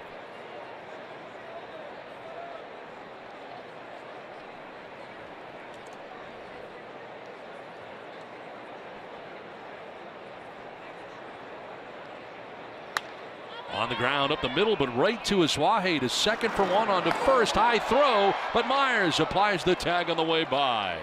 Nice acrobatic play by Will Myers at first base. On a throw that was to the home plate side of first, the Padres turned their second double play. Oh, you talk about picking up your teammates there. Clayton Richard just avoids it. The umpire at second base, Corey Blazer's got to get out of the way. Great concentration. From soup to nuts, the Padres get it done. So 2 down here in the 5th, and it brings up Ian Desmond. 1 for 2, single to right field his last time up.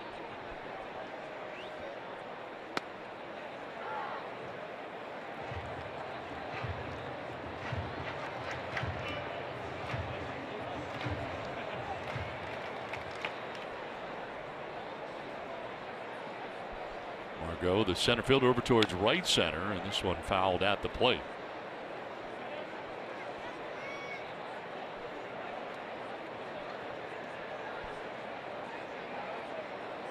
.30th start of the year for Clayton Richard. Working here with 2 down in the 5th inning. Pitch 70 for Richard of the night. And Clayton can only do so much, right? Over the course of the season, only 3.47 runs of support. That's lowest in the majors. It's out of his control.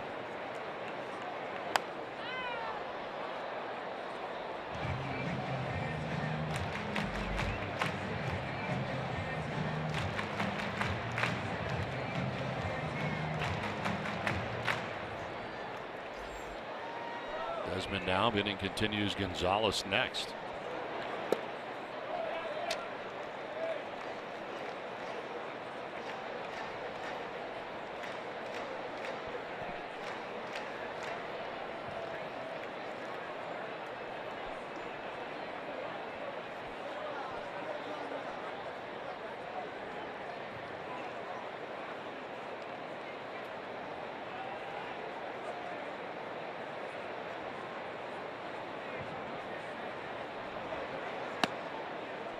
High and away. Full count now.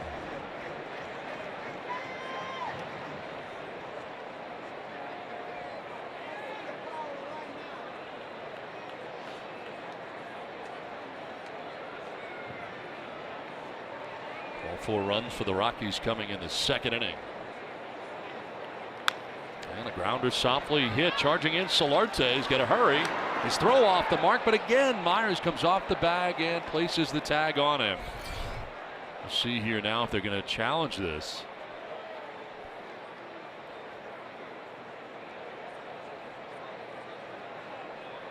Solarte thought he got him. Myers thought he got him, but we'll see here. And now staying on the field are the Rockies, waiting to see if Bud Black wants to challenge this. Call on the field was out by first base umpire Jerry Davis, who's also the crew chief. And they are not going to challenge, so that is the end of the inning. 2 good plays by Myers in the inning on bad throws, able to apply the tag on the way by. 4-0 Rockies.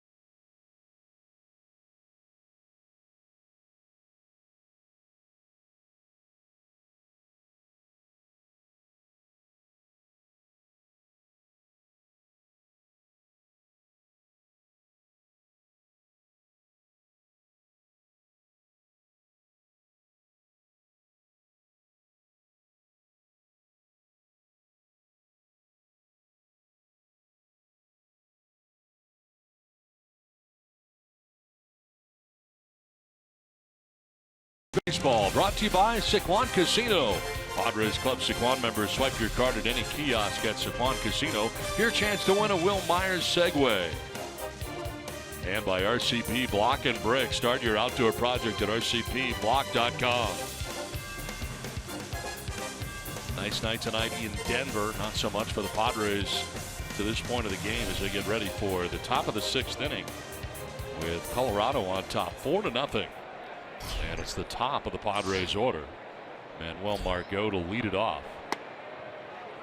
Takes strike 1. He is 0 for 2 on the night. Let's take a pedicab back to the hotel tonight after the game. You and me. I've done that here before. Have you? I have. Although we need the steps to get back. I agree. So I need the steps. So Padre faithful here. Always good to see him here in Colorado. Got to hydrate. There you go, kid.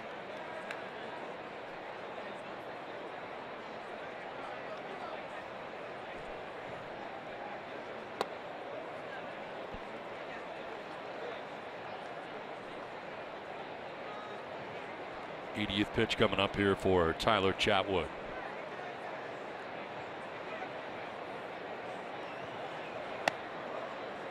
Chatwood not afraid to bury that 2-seam fastball inside to the righties and then go up the ladder. Good hitters count right here for Manuel. Yeah, the ratio really isn't the best, but he's got the lead. Still throwing hard. 95 on the fastball. Full count down to Margot with Suaje waiting on deck. Fly ball down the right field line, headed for foul ground and a foul ball.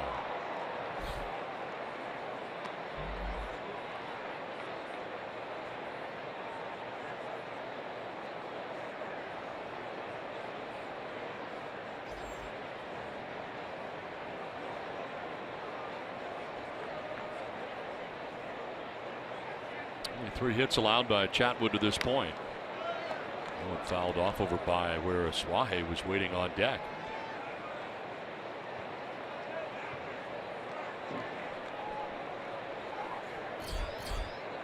Carlos has one of the 3 hits. He singled to center in the 4th inning.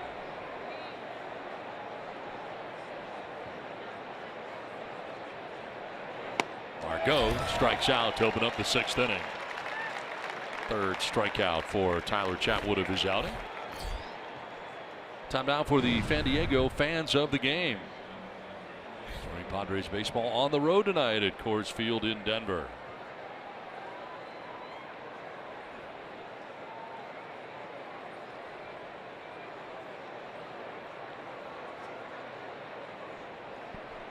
There is Carlos Suaje. Lined out to center field in the 1st and then single to center field in the 4th inning. So he pitch at bat. He battled. Had a good AB, fouling some pitches off before getting that base hit. Action in the Rockies pen for the first time in this game. Either pen has been busy.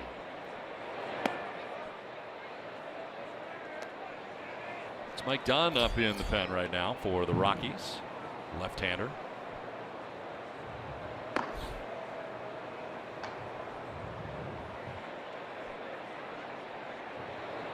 Suaje fouls the 2-0 off, and it's 2-1.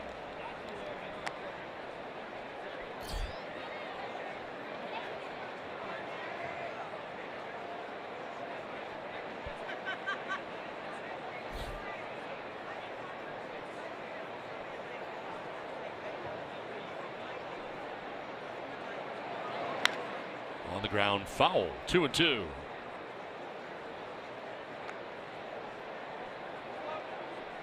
Chatwood gets a new baseball, heads in behind the mound in the midst of a meeting with himself.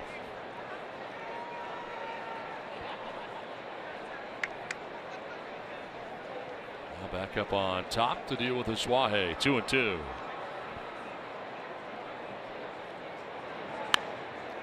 Pokes it foul, protecting the plate again. See that swing? Is that a beautiful? I mean, even though that's a foul ball, and that's a great swing just to get that bat hand out there and just couldn't take it.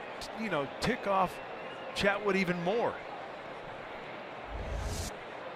Recognizes it, just flick it out there, just get the bat on it, send it on its way foul. On the ground, and it's Chatwood. The pitcher will run a little bit, flips to first for the out. Well, Will Myers coming up, and it's time now for AARP's Getting to Know Will Myers.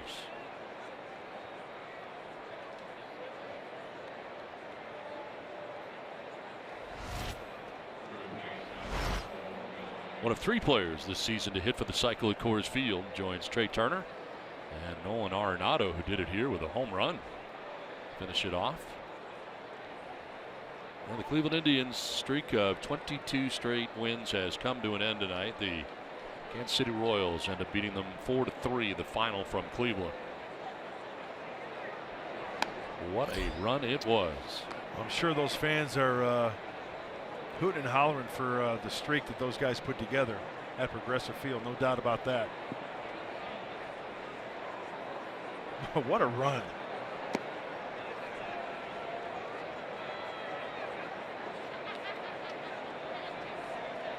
I can't even say my name right 23 times in a row.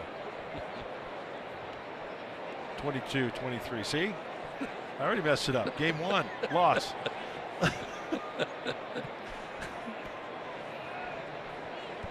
2-0 to Myers. And he'll foul it back to the screen. It was a pretty good pitch to work with. Yes, it was. That was the hanger that Will wanted. Now, we talk about mistakes all the time and hitters capitalizing on them. This pitch from Chatwood, hanging breaking ball. Will knew it too. You can tell the reaction after the foul ball.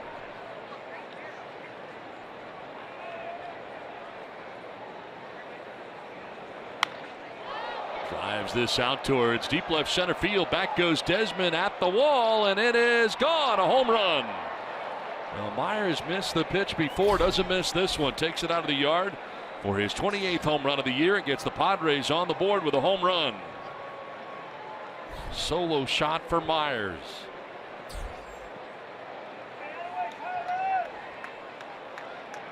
Well, he got one back and he did some damage. The hanging slider fouled it back. This is the one he missed. Hanger back to the screen, back to the wall. Okay, Will, there's another chance. Breaky ball, outer half, got extended. 2-1, gone.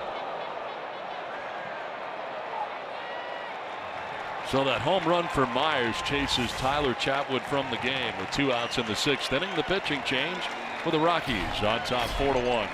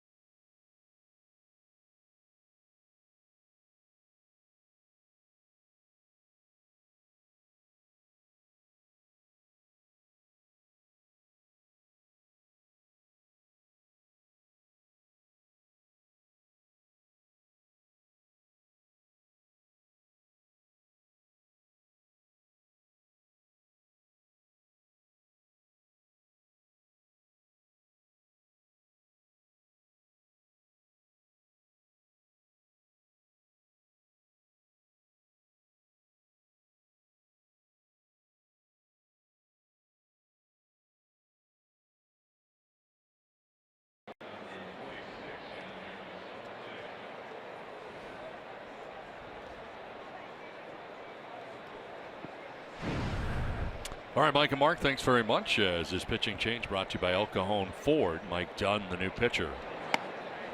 And he misses with ball 1 to Yangervis Solarte. Mentioned it in our game open about the last 11 games for the Rockies. And part of the success has been the bullpen. Very, very good. 63rd game for the left-hander Dunn. And pretty good numbers against lefties and righties. Good splits.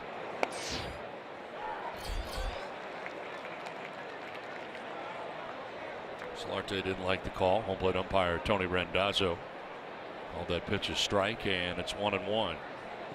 Mike Dunn's been scoreless when he's been out there. 24 his last 28 appearances, so he's been throwing well.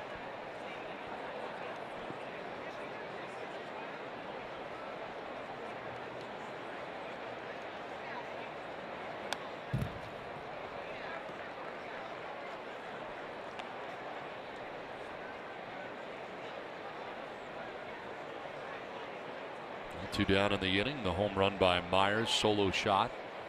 Chased Chatwood from the game as he went 5 2/3, 4 hits, 1 run. The home run, walked 1, struck out 3. As Solarte grounds 1 down and through the legs of Arenado at third base. Well, that'll be an error. First one was ruled a hit, but this one, Arenado right through the wickets. You don't see that very often at all.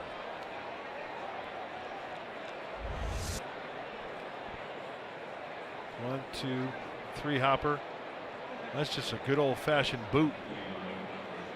You're right. You never see that except till now. So Solarte reaches here with 2 down and gives Corey Spangenberg a chance. You got to make that one hurt big time.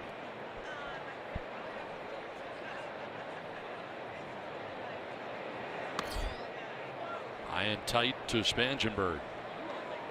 1 for 2 in the ball game tonight is Spangenberg. Single to right in the 2nd, grounded out to first base in the 4th inning.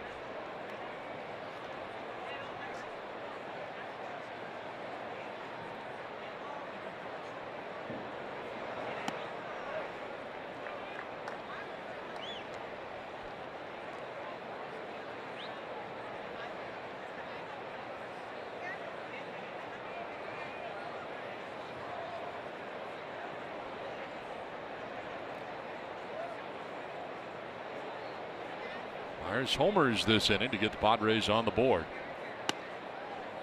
Well, that's 3-0. Dunn's been a little bit wild since coming in. Looked like he was going to be out of the inning on a ground ball to third base, but instead Solarte reaches on the second error of the night for the Rockies. This time Nolan Arenado, very short-handed normally at third base. There's ball 4, and down to first base goes Spangenberg. So an error and a walk, and quickly the Padres have 2 on. And tomorrow, Cody Bellinger leads the Dodgers against Daniel Murphy and the Nationals at 9:30 a.m. Pacific on Fox. Also, the Mariners take on the Astros at 9:30 on Fox. Check your local listings. Then at 12:30, it's Eric Hosmer and the Royals battling Francisco Lindor and the Indians on FS1. Triple header tomorrow on Fox. A pitching change again for Bud Black. We'll see our third arm of this top of the 6th inning when we come back. It's now 4-1 Rockies.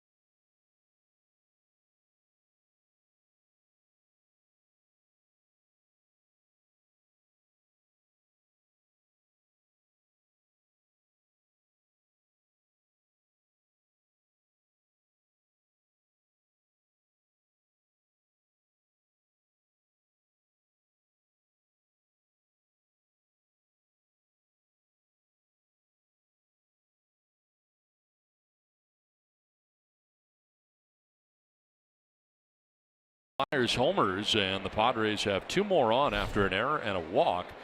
As Mike Dunn leaves the game, into the game comes Scott Oberg. Well, anything can happen in this ballpark. We've documented that many, many times, especially with 2 outs. It can happen in a heartbeat. Enter the right-hander Oberg. Righty's hitting .308. He'll be facing a lefty here. Switch hitting Eric Ibar.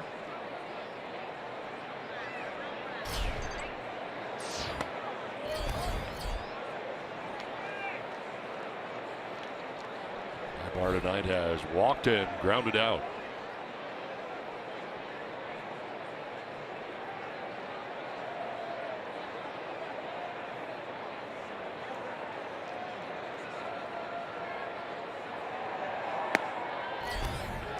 Strike 1, 1-1. Oberg heavy on the fastballs and sliders. He'll throw both the 4-seamer and a sinker. Pretty much more 4-seamers than 2-seamers. And then very, very rarely a curveball or a changeup.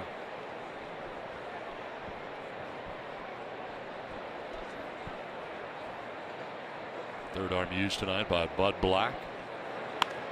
Grounder foul. Very rare error down there at third base for Nolan Arenado. Continued this inning. And the walk of Corey Spangenberg.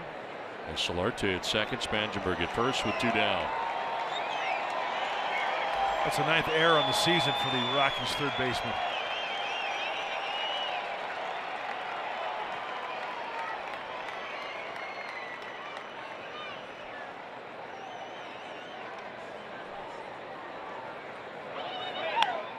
On the ground to third, Arenado will tag the bag at third to end the inning. But Will Myers with a home run in the inning. Myers gets his 28th home run of the year. A solo shot here in the 6th to get the Padres on the board after 5.5. It's now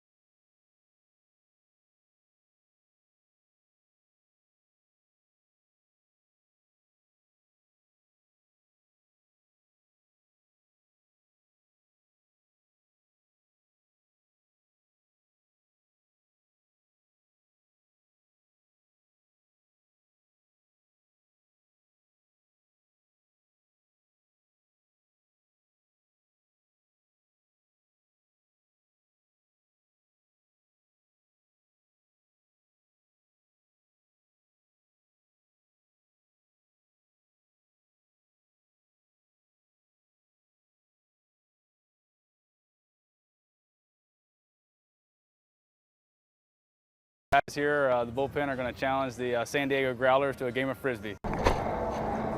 We just got tired of running poles and running sprints and stuff like that, and aerobic was a good way to stay in shape. A team camaraderie, a little competitive juice, and you actually get a lot better workout in. Oh, sounds like fun. Tonight on Padres POV, presented by Nissan, Padres bullpen challenges the San Diego Growlers. We're going to play a game of ultimate Frisbee. Catch the action tonight after Padres Live. Carlos Gonzalez leading it off here in the bottom of the 6th inning for the Rockies. He has singled and struck out swinging.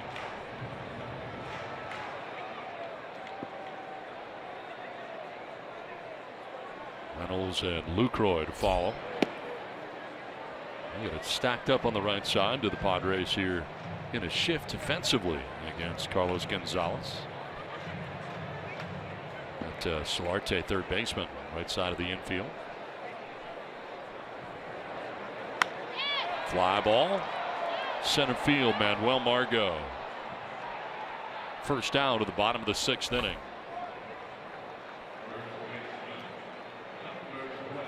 Richard hanging in there, only one bad inning really. The second, you look back at it, the 4-run second inning for the Rockies. Otherwise you kept them at bay here. Well, like Bob Scanlon mentioned earlier, being the pro that he is, just erasing that, buckling down and keeping him at 4. After 2 quick outs, remember the infield squiggler there, the double, the no pitch kind walk, and then Chatwood helping himself out. Reynolds will ground one to short. Ibar. 2 down here in the 6th inning.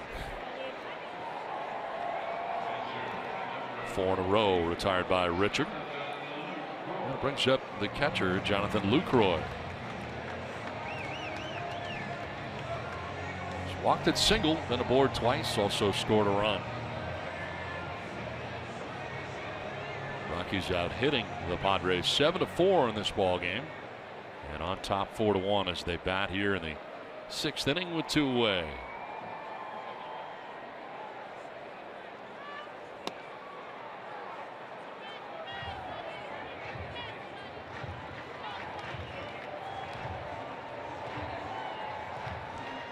Tyler Chatwood, pitcher of record for the Rockies, drove in 2. At the plate, DJ LeMahieu drove in 2.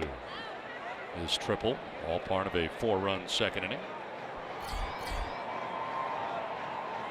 Danishek up in the pen.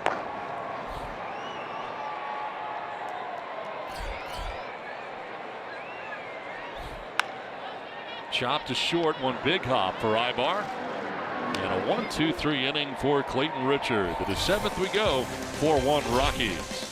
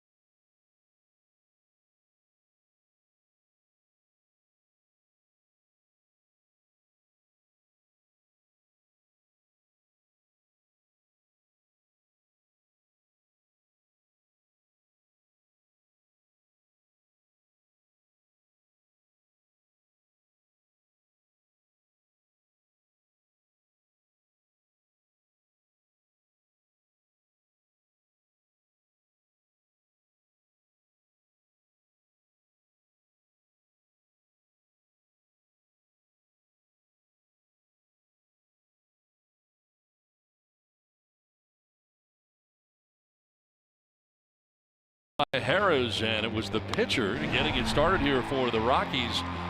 with the bases loaded, who drives in 2 runs. Tyler Chatwood with a 2-run single to right field, and DJ LeMahieu with a triple also to right field over the head of Jabari Blash. That would play 2, and the Rockies would take a 4-0 advantage. Meanwhile, Tyler Chatwood inducing not 1 but 2 double plays in this game, and getting some pretty good defense behind him for the most part, as Chatwood would go 5 2/3. And he would only give up 1 run, and this was it. The home run by Will Myers out to left center field. Will Myers collecting his 28th home run of the year. The only run for the Padres to this point. They trail 4-1 and bat in the 7th inning. It is Jabari Blash leading it off. Scott Oberg back on the mound again. They're going to pinch hit for him last inning. If his spot came up, they had Pat Valaika waiting on deck, but didn't get to him. And as it works out, Oberg stays in the game. Now a grounder to the backhanded short for Story. His throw in time to get Blash for the first out of the 7th inning.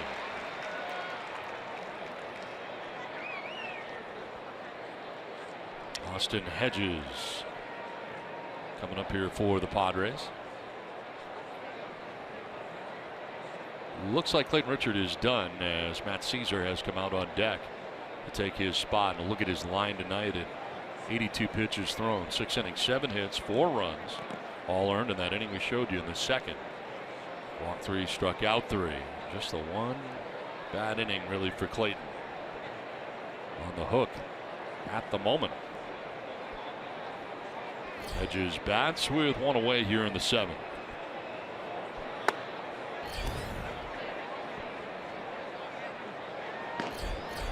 Jose Torres up in the pen for the Padres. Looks like he'll be coming in. Face the Rockies in the bottom half of this, the 7th inning.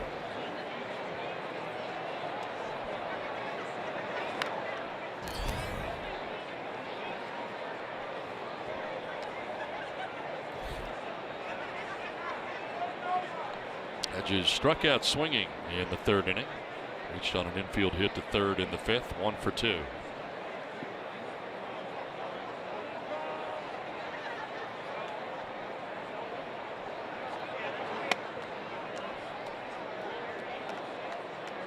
There's Matt Caesar. A pinch hit here for Clayton Richard.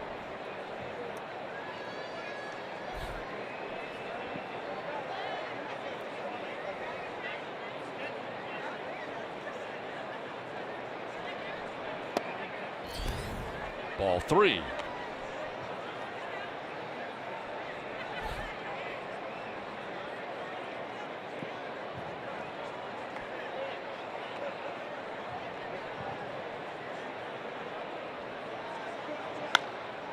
Chop to short again. Story plants and throws. Shows off a good arm. 2 down. This copyrighted telecast is presented by the authority of the San Diego Padres and may not be reproduced or retransmitted in any form. And the accounts and descriptions of this game may not be disseminated without the express written consent of the San Diego Padres. So 2 outs here in the 7th inning, and Matt Caesar being introduced.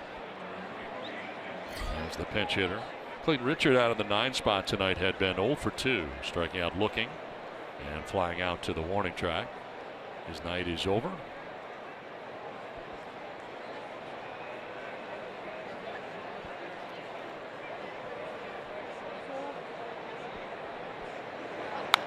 Caesar fouls one off down the right field line out of play. Into a big crowd, which it is tonight. The attendance announced at 39,243 and 39,243. See game 1 of this 3-game weekend series between the Padres and the Rockies here from Denver, Colorado.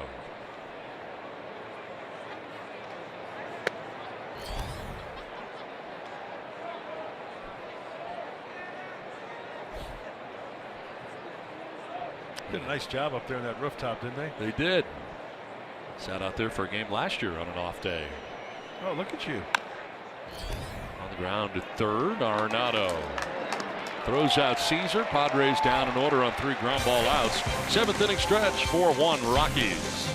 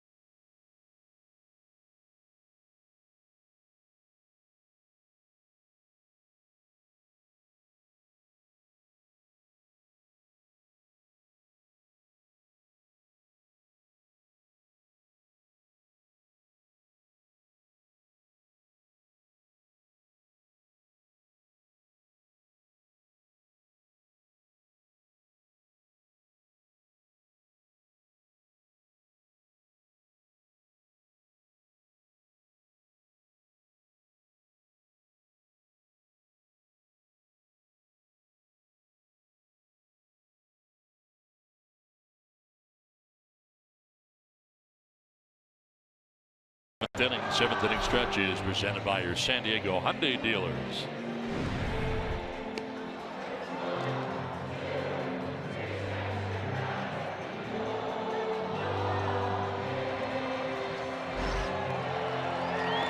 Big crowd in Denver enjoying Take Me Out to the Ball game as the Padres and Rockies play here to the bottom of the 7th inning. And Jose Torres comes in to relieve Clayton Richard here in the bottom of the 7th. Well, it's been a while since Jose's been out there. At Arizona on the 10th of September, an inning plus, inning and a third to be exact. A hit. He struck out 3, his 60th game, and really good splits for the left-hander.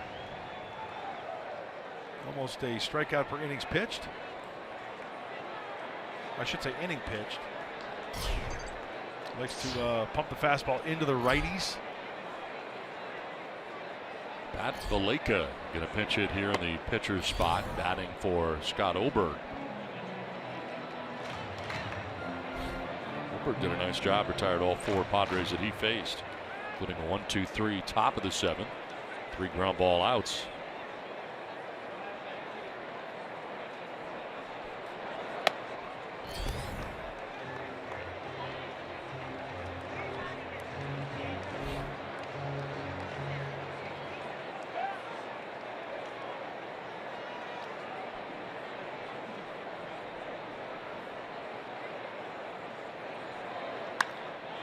Center field, Manuel Margot back and now under to make the catch for the first out here at the bottom of the 7th. So the pinch hitter Pat Valleca retired for out number 1, and back up top to the top of the order for DJ LeMahieu. And a 2-run triple back in the 2nd inning.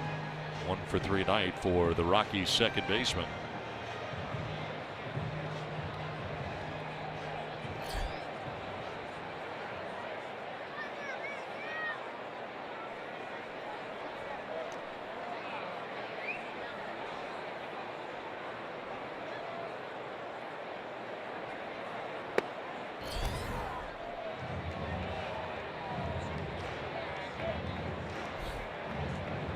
Both bullpens are now busy.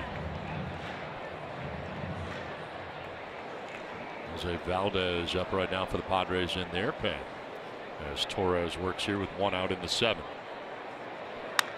Mayhew to 3rd and Solarte 2 down in the 7th.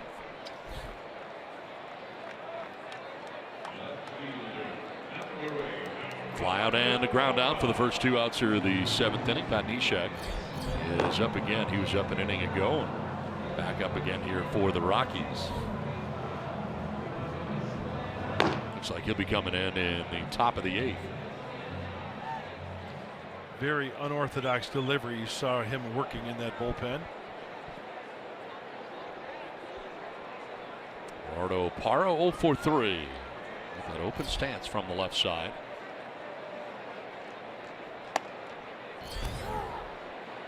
Parra has grounded out, struck out, grounded out again.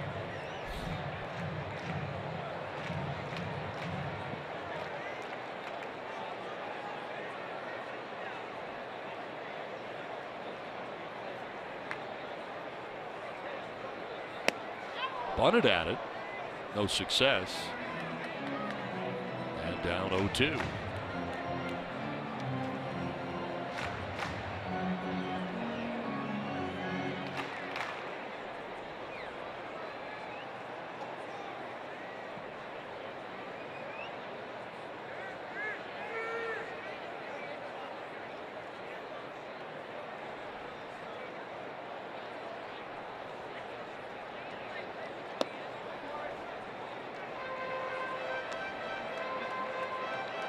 Richard went the first 6 innings in tonight's game. 7 hits, 4 runs, 3 walks, 3 Ks.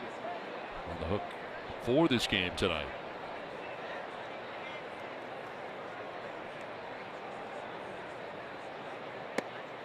Trying to pick up that outside corner, but missing the last 2 times, and it's 2-2 now. It's a really good pitch and a tough pitch to lay off, especially with 2 strikes.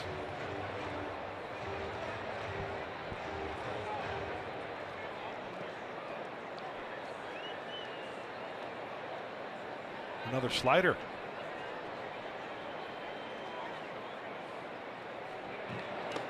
Barr not chasing, full count.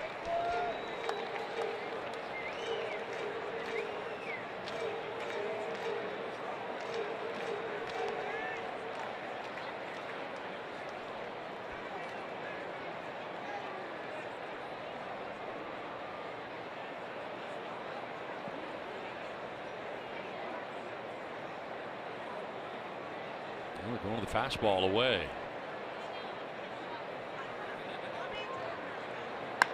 And a fly ball to left field. Spangenberg moving back towards the track, and he'll make the catch on the track and in front of the wall.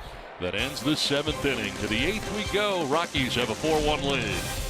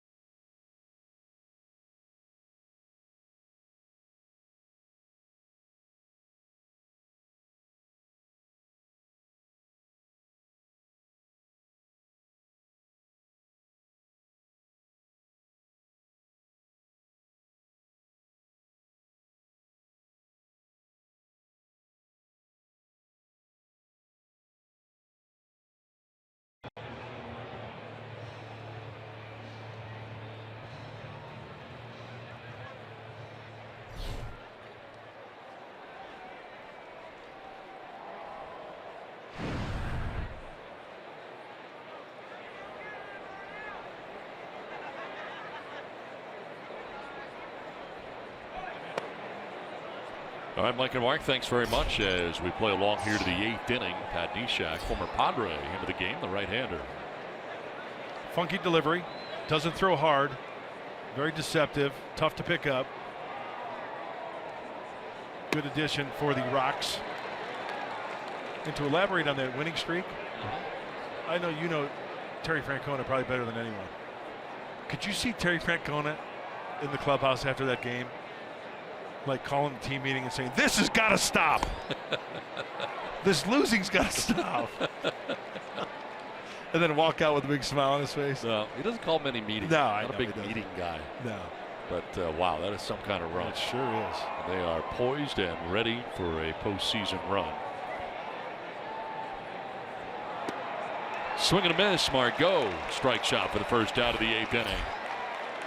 Now, speaking of postseason, right now, if the season were to end, it would be the Rockies and the Diamondbacks in the wild card game. One game, and this is what it looks like head-to-head this year. The Diamondbacks have had the better of it. They just took the last 2 in a row against the Rockies. And, boy, that is going to be some kind of game. And anytime you've got a wild card game, I mean, it is a one-game playoff. And, boy, that's going to be fun to watch. It's certainly something. It's tough to say who really has an edge in that game because anything can happen. It's only one game. Talked to some of the Rockies people before the game. They say when it gets to that point right now, they would say John Gray would start that game. Interesting. And I've got a solution for the wild card. rather than just one game? This is out there. It's outside the box. Get ready for it. Are you ready? Go ahead. I say play in one day 3 3-inning games. Best 2 out of 3. So you have your starter go 2, bring the closer in for the 3rd inning? Whatever, however you want to do to win the game. 3 3-inning games, best 2 out of 3. Be very exciting. I'll give you that. It'd be so exciting.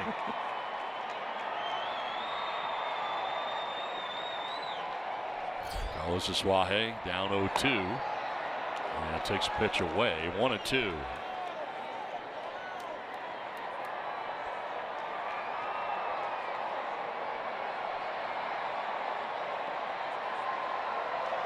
Five in a row retired by Rockies pitching. And a fly ball headed to right field. Struck pretty well. Gonzalez going back. He reaches and can't get it. It's out of his reach and it'll one-hop the wall as Asuaje is into second base with a 1-out double. Second hit of the night for Carlos Asuaje.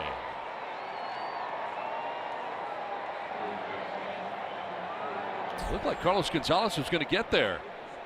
He's in the general area but could not come up with a grab out there, and it's a double for Asuaje. He hit this ball well to the pull side. And you know what, Gonzalez? He went to his right and then back on that one. Looks like he let up a little bit.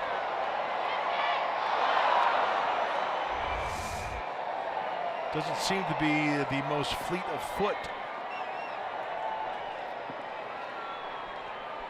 1-out runner at second. Will Myers the batter.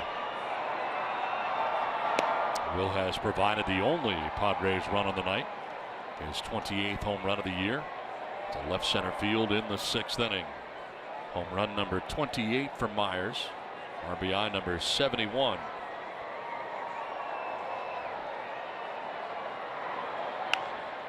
Line foul outside of third. Time now for the Bill Howe play of the game, and for the Padres, Will Myers and that home run. Came with 2 outs, bases empty in the 6th inning. And his dominance continues here at Coors Field. It's been amazing what he's been able to do here as a visitor.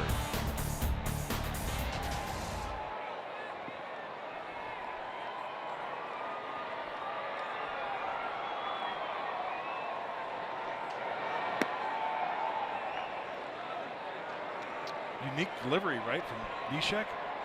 Always has been.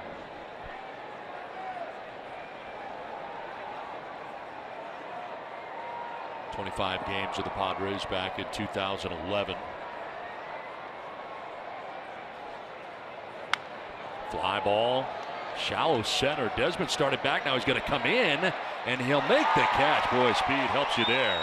Tried to double off Asuaje at second base, could not.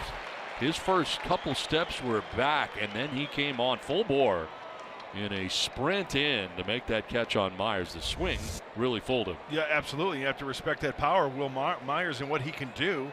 He went back a good 3-4 steps. And then he's got to turn on the afterburners here. That ball will hang up there a long time. So 2 outs. Asuaje at second base. And Myers upset with that bat. And Hervis Solarte coming up.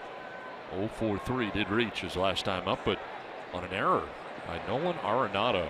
Right through the legs at third base for Arenado, something you don't see often.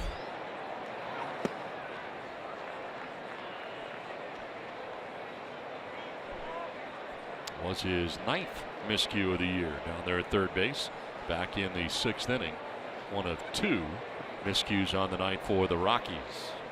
You know, he may have made 9 errors up to this point in time, but how many runs has he saved? Popped up, foul and out of play. Over the course of a season, right? That's true.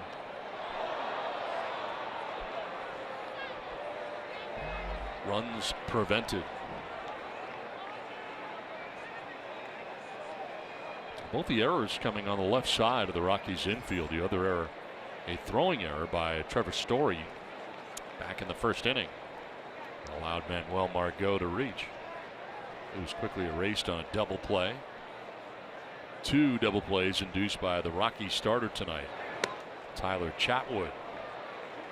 who incidentally is the pitcher of record right now for the Rockies. 5 2/3, allowing 1 run.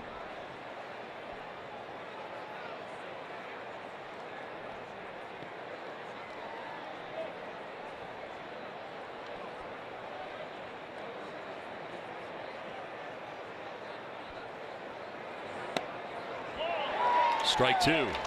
Well, a little cut to it. A little slider at 83. Back door on the outside corner.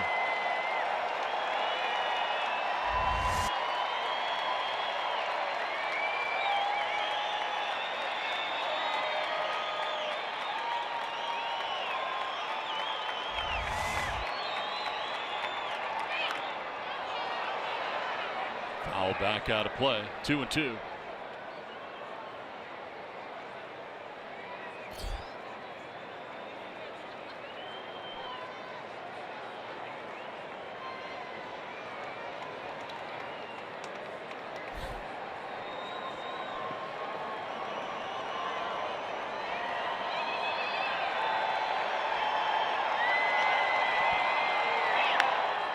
One hopper to second baseman DJ LeMahieu from the outfield grass, throws out Solarte and ends the inning. We head to the bottom of the 8th, 4-1 Rockies.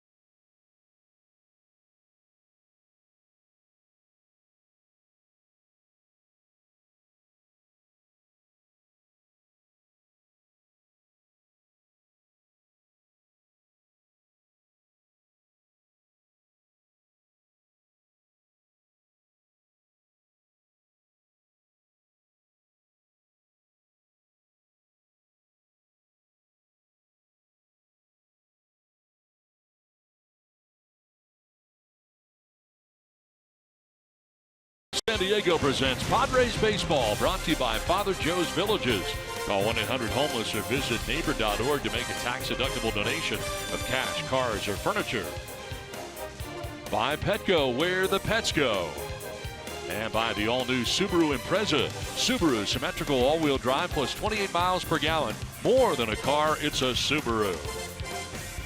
Back in Denver, Colorado, where we head into the bottom of the 8th inning, with the Colorado Rockies on top of the Padres 4-1.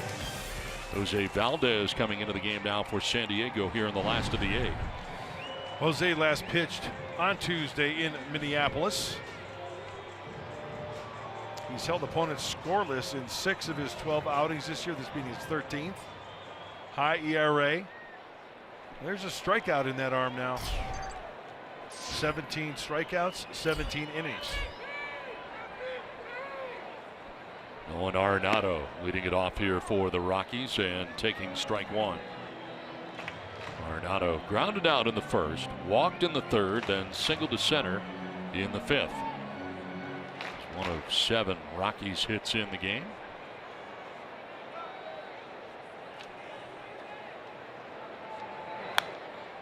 Popped up foul, backing out of play.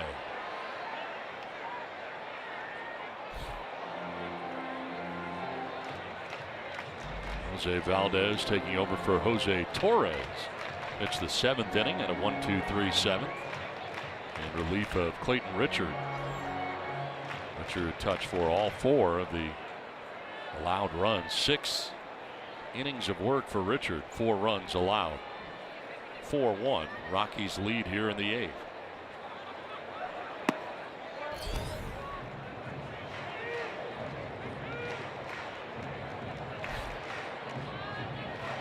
You know, this is a big outing for Jose Valdez. The reason why I say that, the lead can change so quickly. You're only trailing by 3. Sure, they're running out of outs, the Padres are, but it is imperative that he holds that 3-run lead for the Rockies. And this is the part of the order. Arenado, Story, Desmond. And you can see what his MO there. 3 out of the 4. He wants to try to get Arenado down and away.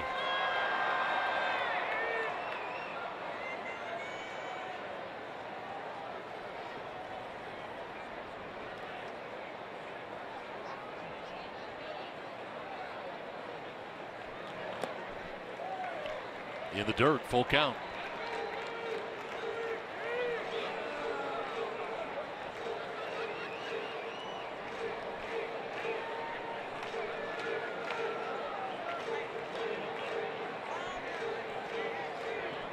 Arenado leading it off. Trevor Story, then Ian Desmond scheduled to bat here in the Rockies' 8th inning. Driven to deep left field. Back goes Spangenberg, but that is long gone to left. Nolan Arenado has hit his 34th home run of the year, and the Rockies have taken a 5-1 lead here in the bottom of the 8th.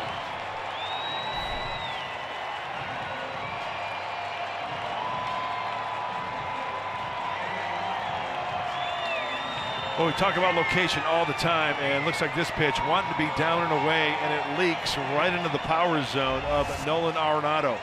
Look at the glove. Breaking ball in. Spun on that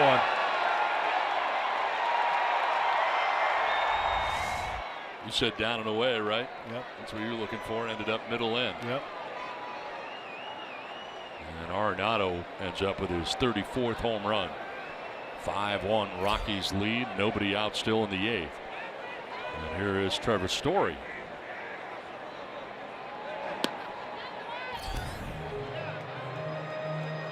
Charlie Blackmon has a night off, handing out hugs.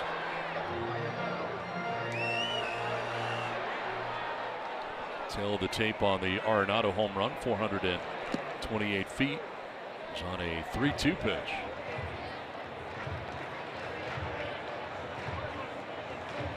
Valdez falling behind Story 2-0. Trying to regroup in behind the hill.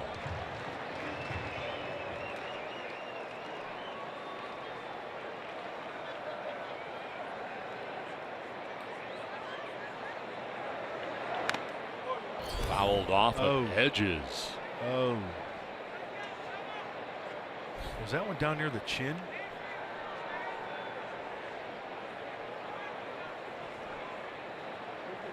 Simon coming out. Shoulder. Ooh, shoulder. It happened so quickly. I thought with the way his head reacted, may have gotten him in the grill. Not the case.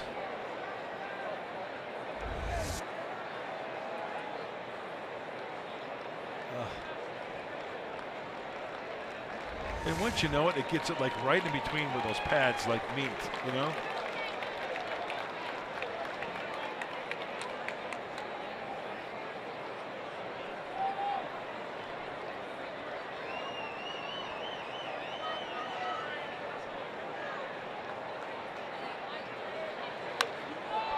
Fly ball out to left center field, coming from right center. Look out, and it's going to get through them both. Margot and Spangenberg. Heading for 3 is Story. He'll get there, sliding in.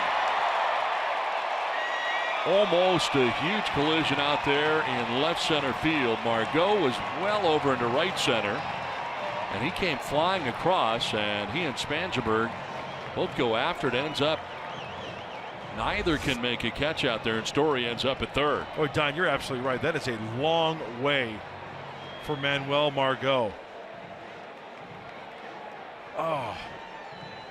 Does Margot get glove on that? Very tough to tell as the play is right in front of Trevor Story. He will slide into third easily. Andy Green out there, and he is going to make a change. That is a night for Jose Valdez. The home run and what works out to be a triple. So the pitching change from Coors Field in Colorado, 5-1 Rockies.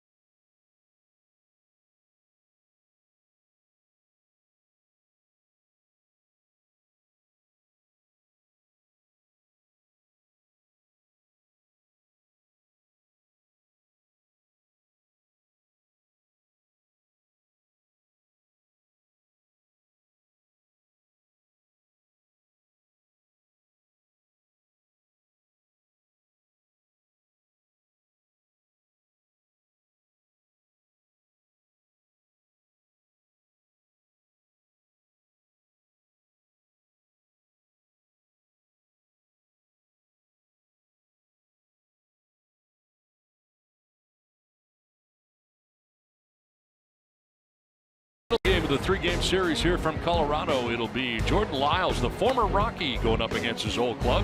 1-2 so far with the Padres. Tyler Anderson, the left-hander, will be on the mound for the Rocks. 4-5, 5.75 earned run average. Padres and Rockies coverage begins at 4:30 tomorrow. Game 2 of the three-game series between the Rockies and Padres from Coors Field. Well, tonight in Game 1, it is 5-1. Rockies on top. New pitcher into the game is Kyle McGrath into his 10th. And he's got some work to do. This left-hander, Kyle McGrath, into his 10th game, does not throw hard. We've mentioned how he throws below the hitting speed. Funky delivery. Right over the top. Fastball, breaking ball, change up. Trying to leave that runner stranded. Ian Desmond batting here with the infield in for the Padres, and a runner at third and Trevor Story.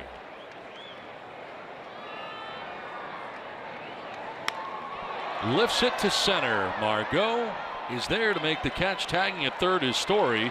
Throw comes plateward. It'll be late, and the Rockies will take a 6-1 lead. A sacrifice fly for Ian Desmond, who picks up his 34th RBI of the year. And it's now 6-1 Rockies.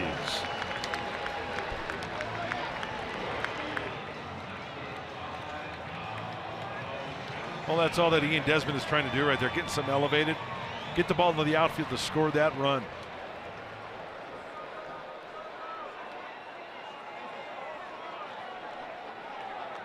Base is empty now, one down.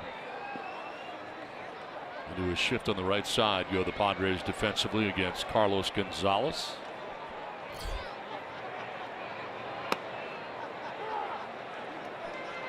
Cargo had a base hit in the second. Struck out in the third, flied out to center in the sixth inning.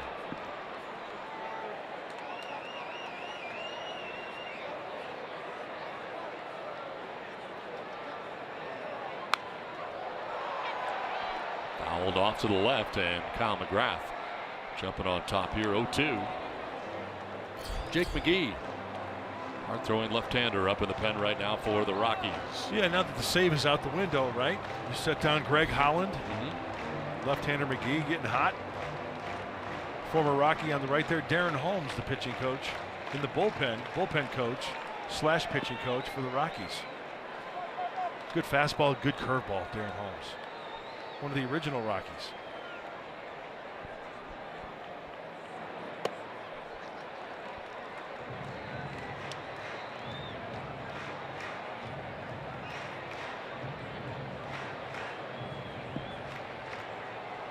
One out, base is empty, 2 runs in here for Colorado in the bottom of the 8th.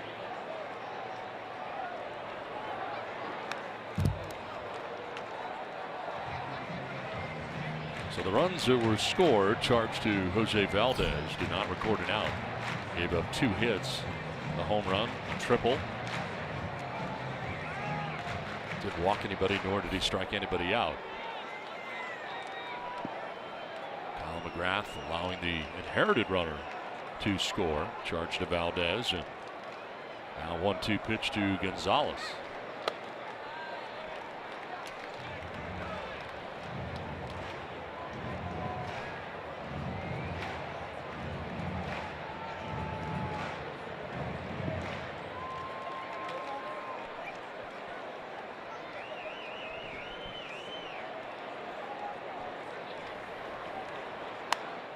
Was after the 2-2. Pitch it. It's out of the zone, but fouls it off to the left, kind of protecting the plate. Still 2-2.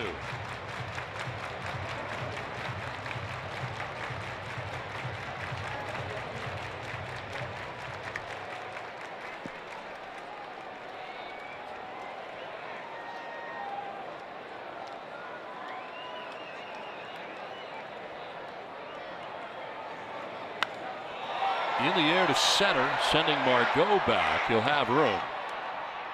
And he'll take care of out number 2. Let's revisit our keys to the game, brought to you by your San Diego Honda dealers. Well, the Padres have one more crack at it. Ruin the reunion, the 10-year anniversary of the 2007 National League Championship team. Trailing 6-1 here in the 8th. And Big Wood versus Chatwood, 5 2/3. Only 4 hits, 1 earned run. Given up by the right-hander Chatwood. 2 down, 2 runs in, and here is Mark Reynolds. Got a double back in the 2nd inning. Fooled there, and it's 0-1, off balance cut. I love the changeup. Kyle McGrath, you know, he'll top out at 86 on the fastball, maybe 87. Pretty good differential, though, with the changeup. Absolutely. Center field, Margot back a few steps. He'll make the catch. It ends the inning, but 2 runs in the inning for the Rockies. We head to the 9th. It's 6-1 now, Colorado.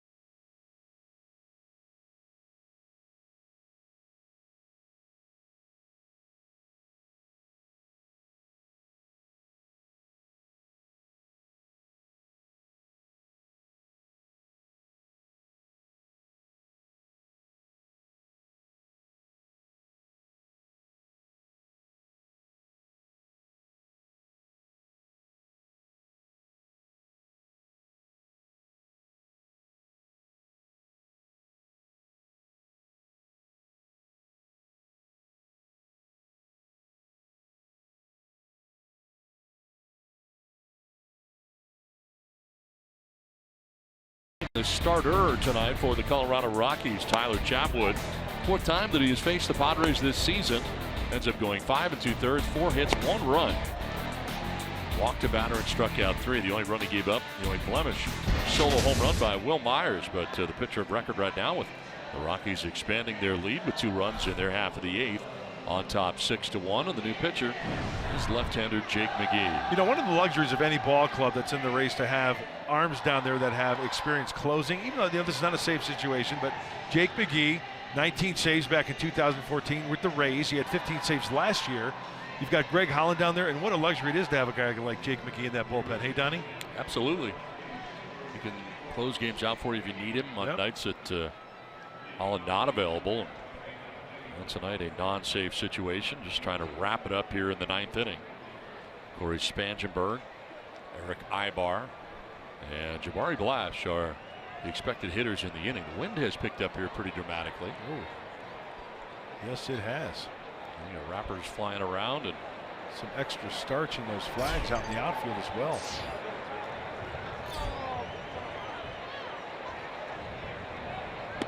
First pitch of the inning in there for strike one to Spangenberg. Well, according to my app, it says rain starting in 59 minutes. Feels like rain could be starting any second. Very dusty right now. Hey now, should a hot dog wrapper fly by us. We saw a pretty heavy rainstorm last year. Remember we had hail here? Yes.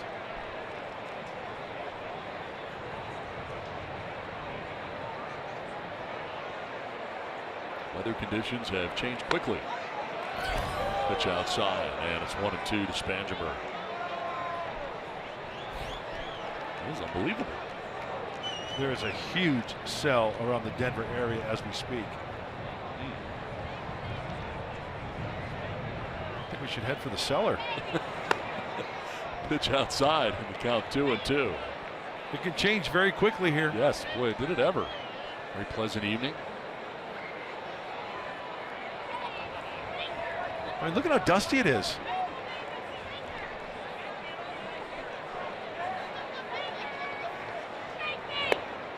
Down and away. Full count now to Spangenberg.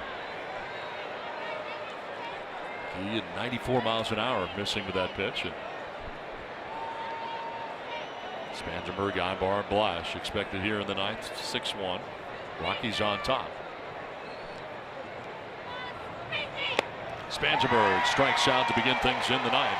Fastball kind of running on him, gets him.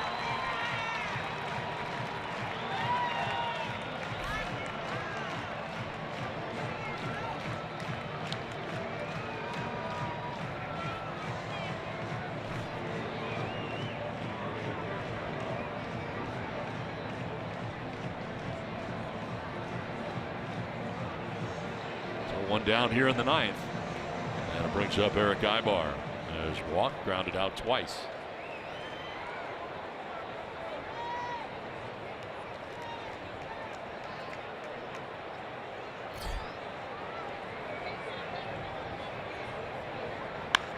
On the ground and through into left field, a base hit right in between Arenado and Story on the left side of the infield. And Ibar aboard with one down here in the 9th inning. Attacking quickly. That ball hit sharply through the 5.5 hole.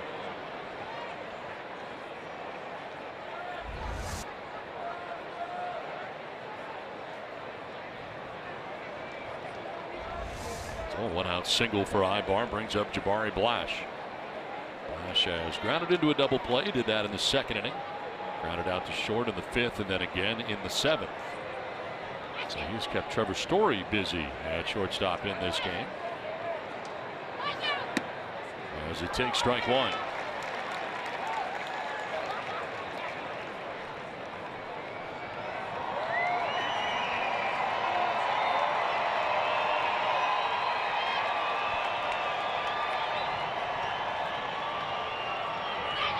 Down and in, almost hit Blash. And it's a ball and a strike now to Jabari.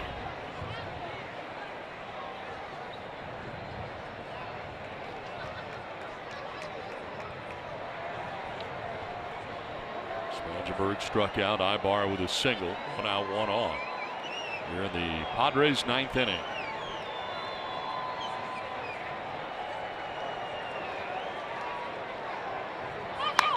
Line to center, and that's going to get in for a base hit. So first and second now with one down for the Padres here against Jake McGee. Being short and quick to the baseball, that's exactly what the Padres need. Base runners, and more base runners.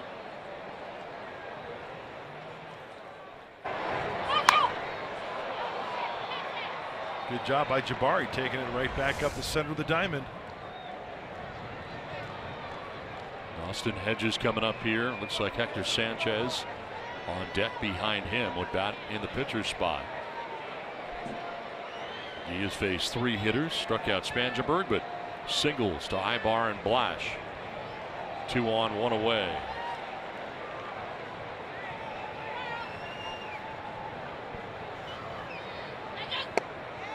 Strike 1.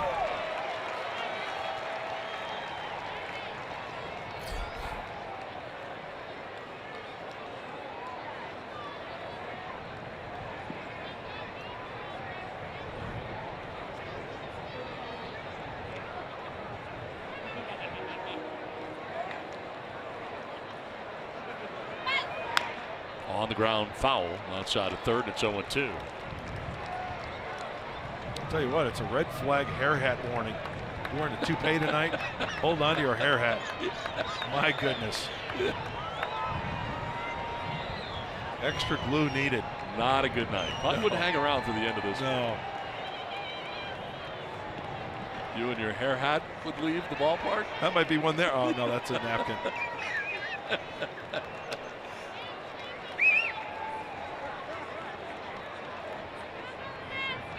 0-2 pitch coming up to Hedges.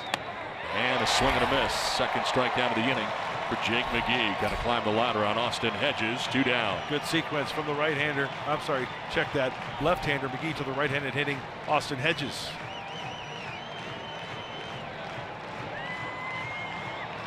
After Sanchez going to pinch hit.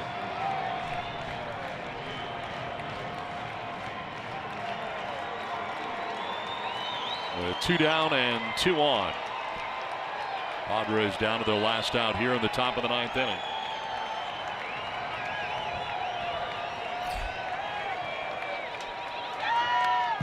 Foul to the screen for strike 1. 95 on the fastball from McGee.